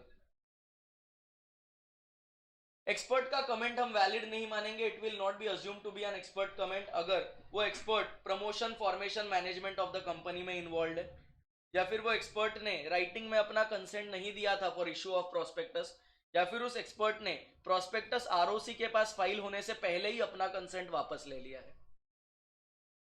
फिर ऑन द फेस आपको बताना है कि हमने एक कॉपी आरओसी के पास भी फाइल की है और ये सारे निम्नलिखित डॉक्यूमेंट्स हमने प्रोस्पेक्टस के साथ अटैच किए हैं. ये प्रोस्पेक्टस जो है उसको आपको मतलब इशू आरओसी के पास फाइल करने के 90 डेज के अंदर आपको पब्लिक ऑफर करना पड़ेगा क्योंकि प्रोस्पेक्टस सिर्फ 90 दिन तक ही वैलिड रहता है. एंड फाइनली अगर आपने कहीं भी प्रोस्पेक्टस के तहत सेक्शन 26 के तहत आपने कॉन्ट्रावेंशन किया है तो company and every person who has basically who is knowingly party to the issue of prospectus, not officer in default, he will be liable with a fine not less than 50,000 but which may extend to 3 lakh rupees. चलो section 27 market important. वैसे मैंने marking अभी तक किया नहीं है अब, लेकिन व्हेन वी रिवाइज हम लोग इसका मार्किंग करेंगे. 5 तारा मिनिमम जाएगा ये. चला बिगिन. पूरा फोकस लगेगा मुझे इस सेक्शन को समझाने में. बड़ा इंटरेस्टिंग सा सेक्शन है. एज वी डिस्कस्ड मैं आयरन एंड स्टील प्लांट खोलने वाला हूं ऐसा प्रोस्पेक्टस में लिखा था. आपने मेरे सिक्योरिटीज को सब्सक्राइब भी किया. लेकिन उसके बाद आपको पता चला कि यार ये तो वड़ा पाव का गाड़ी डालेगा. तो he is changing the prospectus के अंदर का objects and that's why you are very disappointed that you invested in a wrong business. 3 things have to happen. सबसे पहला मेरा जो डिसीजन है कि मेरे को आयरन एंड स्टील प्लांट की जगह पे वड़ा पाव का ठेला डालना है, गाड़ी डालना है, तो इस केस में पहले तो जनरल मीटिंग बुला के मुझे स्पेशल रेजोल्यूशन पास करना पड़ेगा. दूसरा, ये जो पर्टिकुलर मेरा इंटेंशन है कि मैं मेरा ना nature of business he change करना चाहता हूं क्योंकि प्रोस्पेक्टस पब्लिक के पास पहुंच चुका है. ये जो चेंज है ये भी पब्लिक के पास पहुंचना चाहिए. इसलिए एक इंग्लिश और एक वर्नाक्युलर न्यूज़पेपर में ये बात कह दूंगा कि I am changing the object mentioned in the prospectus and I will also give the reason why I am doing it. तीसरा, इसके बाद जो लोग संतुष्ट नहीं, देखो if special resolution is pass 75% लोग तो अग्री करते हैं, दोज वोटिंग उनमें से 75% यस बोल रहे, इसलिए तो वो रेजोल्यूशन पास हो रहा है। तो those who have rejected are just 25% and बाकी लोग एब्सेंट थे, तो उनको तो हम काउंट भी नहीं करते। नाउ इन दिस केस जो फिर भी नाराज है, जो फिर भी डिसेंट करते हैं, वो बिल्कुल अग्री नहीं करते कि हम ठीक है आपके वड़ा पाव के ठेले के लिए तो हम पैसा नहीं देने वाले। You dissenting shareholders will be given a respectable exit option. Sayali काय करतेस? मॉड्यूल आहे खाली, मग काय खाली काय बघ, कुठे बघून हसते, काय करते मग, मुंडीवर कर। हाँ, सो बेसिकली देखो बात ऐसा है कि जो डिसेंटिंग शेयर होल्डर्स है, who do not agree, who do not subscribe to the change in object, उन्हें हम एक रिस्पेक्टेबल एग्जिट ऑप्शन देंगे and that will be at a price which is close to market price, जो market में दाम चल रहा है उस प्राइस पे देंगे एंड वो सेबी डिटरमाइन करेगा, सेबी के रेगुलेशंस के तहत। तो this is what this section talks about. इसके अलावा एक आखिरी बात, I can not invite money from public to invest in some other company. ठीक है, मेरे प्रोस्पेक्टस के ऑब्जेक्ट में ये नहीं होना चाहिए कि I will invest in some other company. तेरे से पैसा लेकर अगर मुझे दूसरे कंपनी में इन्वेस्ट करना था तो यार तुम डायरेक्टली उस कंपनी में कर लेते ना, मैं पोस्टमैन की तरह काम क्यों कर रहा हूं।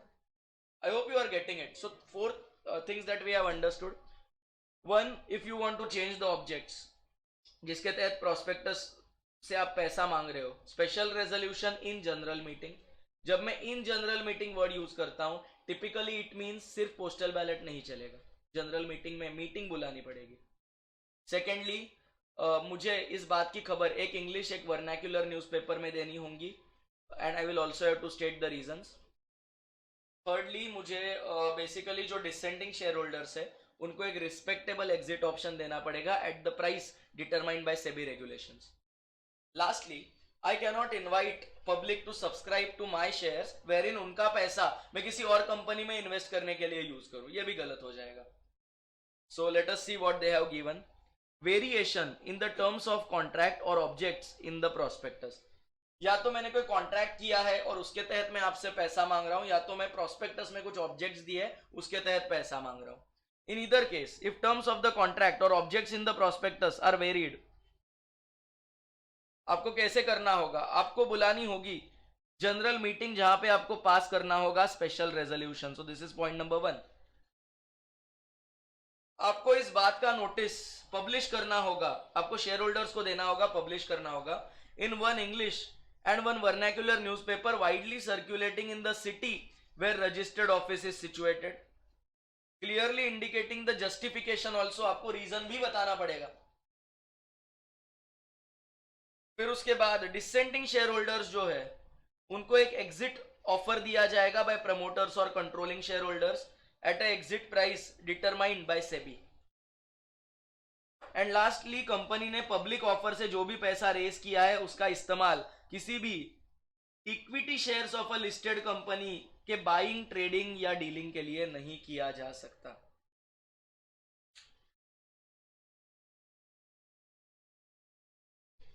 और एक मजेदार सी बात जो यहां पे मैं देख पा रहा हूं, instead of using the word securities they have used the word shares, something which you have missed. Law is the game of fine margins and we are missing it every time. The word shares has been conspicuously used everywhere in this section instead of the word securities. देखो कोई security word section 27 में दिख रहा है क्या? Share holder, security holders बोल सकते थे ना, शेयर होल्डर बोले।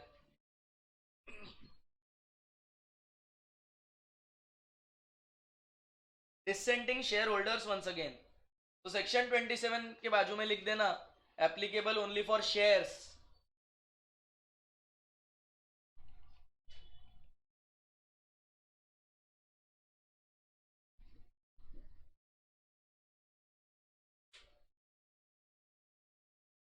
देखो कोई डाउट बन रहा है तो सेक्शन 27 में से, हाँ, you can't use it to purchase equity shares of a listed company है। बाकी आपको प्रेफरेंस शेयर्स खरीदने हैं, आपको अनलिस्टेड कंपनी का करना है तो आप कर सकते हो।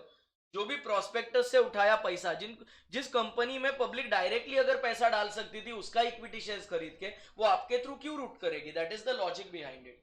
हाँ, दूसरा कंपनी अगर अनलिस्टेड है तो वो तो ट्रेड नहीं हो रहा है ना, तो तुम्हारे माध्यम से वो हो सकता है। That is the logic.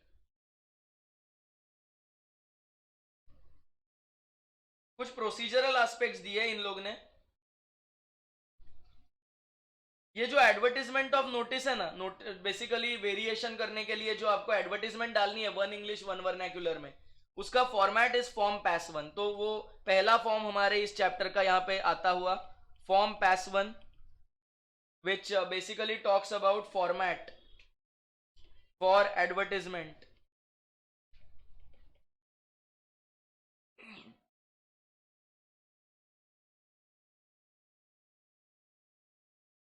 Of notice under section 27, यानी variation in the objects of the prospectus. तो नोटिस अंडर सेक्शन 27, सेक्शन 27 किस चीज का बात कर रहा है? Variation in the objects of prospectus.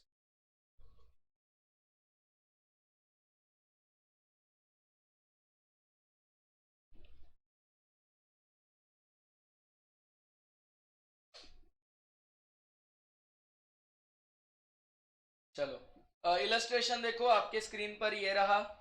So if you can C on your screen, in case of variation in terms of contract or objects in prospectus, which of the following statement are not true? Not true। Exam में हम true word को देखकर excite हो जाएंगे। We have to read each and every word in the question and understand in the right context। Not true यानी false, ठीक है, ये बताने की जरूरत नहीं है, लेकिन आप true देखकर ना जल्दी से लिख दोगे गाई में। Ordinary resolution shall be passed in general meeting, can I say false? Notice given to shareholders shall also be published in 2 newspapers, can I say true? Amount so raised can be invested only in equity shares of prescribed class of companies, you can't। So can I say 1 and 3? So basically option C, and that is our answer as well। Are we clear? So this completes section 27। एक बार just go through कर लेना और हम इसके बाद आगे बढ़ेंगे। Section 28 talks about offer for cell. Offer for cell, last benches, क्या हो रहा है? नहीं, सी इज द आंसर। जहां पे डी दिया है वो सी कर दो ना। कौन से पब्लिकेशन में सी दिया? आई थिंक लेटेस्ट वाले में सी रहेगा। लेटेस्ट में सी है, हाँ तो वही तो आंसर है। सगळे कसे लेटेस्ट असतील भाई? उसका प्रिंट अलग अलग रहेगा, उसका प्रिंट एडिशन देखो, ऐसा कैसा हो सकता है यार? तो नहीं करना है अपने को। कितने लोग के मॉड्यूल में आंसर सी लिखा है? मेजॉरिटी सी के साथ है। कितने लोग के मॉड्यूल में आंसर डी लिखा है? अब first and foremost offer for sale जो सेक्शन 28 जिसकी बात करता है, we have already taken one example to understand. मैं सिद्धि का एक एग्जांपल दिया था। सो ऑफर फॉर सेल की केस में व्हाट हैपेंस इज, जो शेयर होल्डर है, once again I am using the word share holder and not security holder.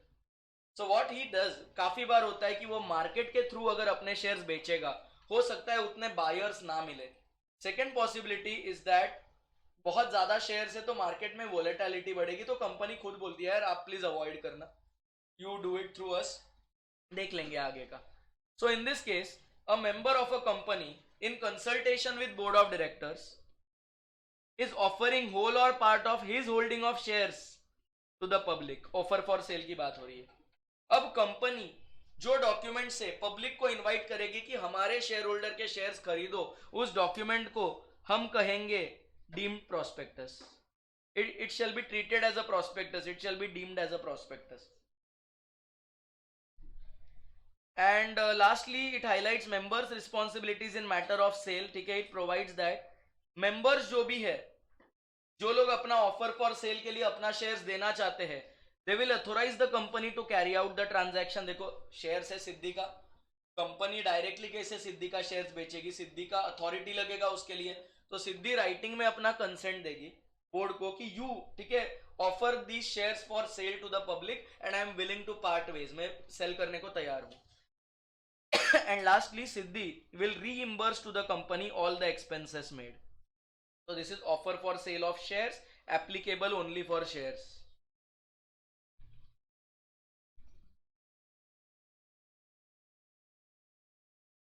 कुछ प्रोसीजरल एस्पेक्ट्स दिए गए हैं।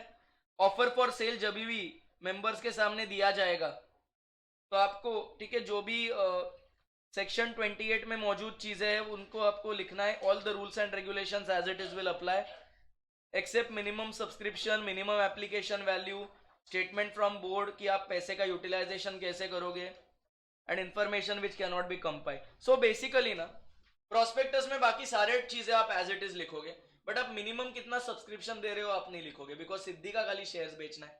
एप्लीकेशन कितना मिनिमम आना चाहिए सामने से, सो जो नॉर्मली रूल होता है that the shares which you are offering have to be subscribed completely, वो रूल यहाँ पे अप्लाई नहीं होगा। इफ सिद्धि का शेयर्स इवन पार्शियली सब्सक्राइब होता है दैट इज ऑल्सो अलाउड। फिर statement made by the board of directors regarding utilization of money. Generally हर प्रोस्पेक्टस में बोर्ड ऑफ डायरेक्टर बताएंगे इस पैसे का इस्तेमाल कैसे कहां पे करना है। इस वाले प्रोस्पेक्टस में नॉट रिक्वायर्ड, क्योंकि एग्जिस्टिंग शेयर्स आप किसी और को दे रहे हो, कंपनी को कोई नया पैसा नहीं आ रहा है, समझ रहे हो तुम लोग। एंड लास्टली कोई ऐसी इंफॉर्मेशन जो इस ट्रांजैक्शन में प्रोस्पेक्टस में रिक्वायर्ड थी लेकिन यहाँ पे नहीं लिखी जा सकती, any information which can not be compiled or gathered only in this case will also not be return. इसके अलावा प्रोस्पेक्टस जो डीम्ड प्रोस्पेक्टस है, it will disclose the name of person who is bearing the cost of offer for sale, मतलब सिद्धि का नाम लिखा जाएगा कि these shares are made are offered for sale by virtue of Siddhi reimbursing the cost to the company, ऐसा कुछ एक statement लिखा जाएगा। तो देखो यहाँ पे कुछ एक इलस्ट्रेशन है, इसको पढ़ के डन बोल देना।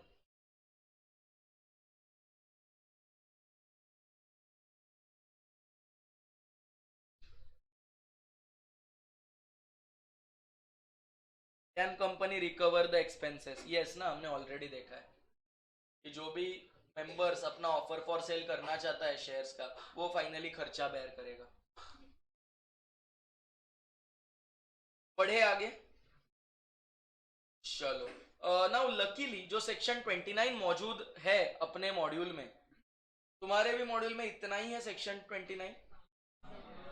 सो बहुत कम ऐसे एरियाज है जो पुराने मॉड्यूल में और आई वुड से पुराने सिलेबस में मौजूद थे लेकिन आपके सिलेबस में ओमिट किए हैं, and this is one of them. Section 29 is part of the syllabus, लेकिन सेक्शन 29 के साथ जो रूल्स थे जो हम ओल्ड सिलेबस में पढ़ते थे वो न्यू सिलेबस में हमें नजर नहीं आते। वेरी गुड थिंग, बहुत कंफ्यूजिंग होते थे रूल्स के साथ इस सेक्शन को पढ़ना। Let us C what they have told us, हम उतना ही करेंगे जितना दिया गया है। Subsection 1 has overriding effect on any other provision, क्योंकि सबसेक्शन 1 शुरू होता है not with standing anything content in any other provision of the act. तो इस एक्ट को पूरा का पूरा इग्नोर करते हुए, एज्यूमिंग कि ये बाकी एक्ट एग्जिस्ट ही नहीं करता है, हमारा जो सबसेक्शन 1 है वो डोमिनेट करेगा पूरे एक्ट को। क्या बोल रहा है? Every company making public offer and such class or classes of companies as prescribed in the rules will issue their securities only in the demat format. Public offer करने वाली हर एक कंपनी एंड वो सारी कंपनीज जिन्हें rules के द्वारा notify किया गया, प्रिस्क्राइब किया गया है, वो अपना जितना भी सिक्योरिटीज का इशू करेगी वो कौन से फॉर्मेट में करेगी? What is demat format? हाँ हाँ, बोल ना, बोल तो रहा था तो कुछ, बोल क्रिश। डीमैट क्या है? ऑनलाइन। सो बेसिकली डिपॉजिटरी के पास वो शेयर्स जाते हैं एंड फिर आपका वो डिपॉजिटरी रिकॉर्ड रखता है। इंडिया में कितने डिपॉजिटरीज है? NSDL and CDSL। तो I think we have discuss this before also, and just to reiterate, demat वो फॉर्मेट है जहां पे डिपॉजिटरी आपका list of beneficial owners maintain करता है जिसमें आपका नाम रहेगा। Subsection 1A inserted in 2019 provides that prescribed class or classes of even unlisted companies में सिक्योरिटीज में be held or transferred in demat format as prescribe. तो रूल्स में जो दिया है इसके अलावा एनी अदर कंपनी में जब भी वर्ड यूज होता है it means optional.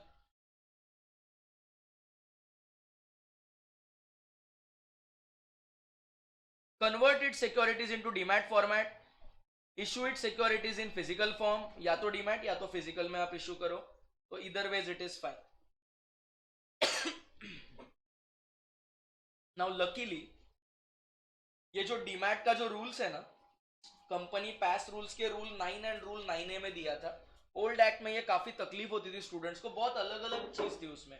There were some dates given कि इस डेट के बाद अगर आप शेयर्स को इशू करना चाहते हो तो आपको आपके एग्जिस्टिंग शेयर्स को भी डीमैट में कन्वर्ट करना पड़ेगा. ऐसी ना काफी सारी डेट्स थी.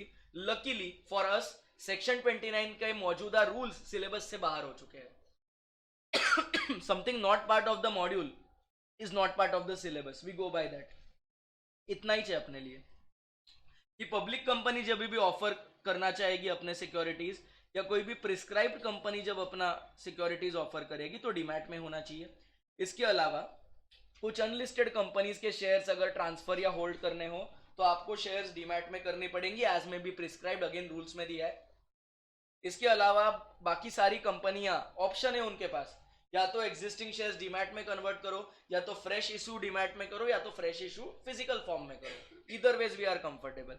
ये demat to physical conversion allowed नहीं है, लेकिन if you observe demat to physical का कहीं पे भी बात नहीं की है. लास्ट सेक्शन 30 बात करता है एडवर्टाइजमेंट ऑफ प्रोस्पेक्टस के बारे में. जब भी कोई कंपनी प्रोस्पेक्टस इशू करेगी वो एडवर्टाइज भी करेगी साथ में. Let's see what they are given. Where an advertisement of prospectus is published in any manner, it shall be necessary to specify the contents of the memorandum as regards the following. Company का objects क्या है, तो basically object clause. Company के members का liability क्या है, basically liability clause. Company का capital structure क्या है. इसके अलावा सब्सक्राइबर टू द मेमोरेंडम का नाम, नंबर ऑफ शेयर्स जो हर एक सब्सक्राइबर ने अपने साथ लिया, and capital structure. Is it clear?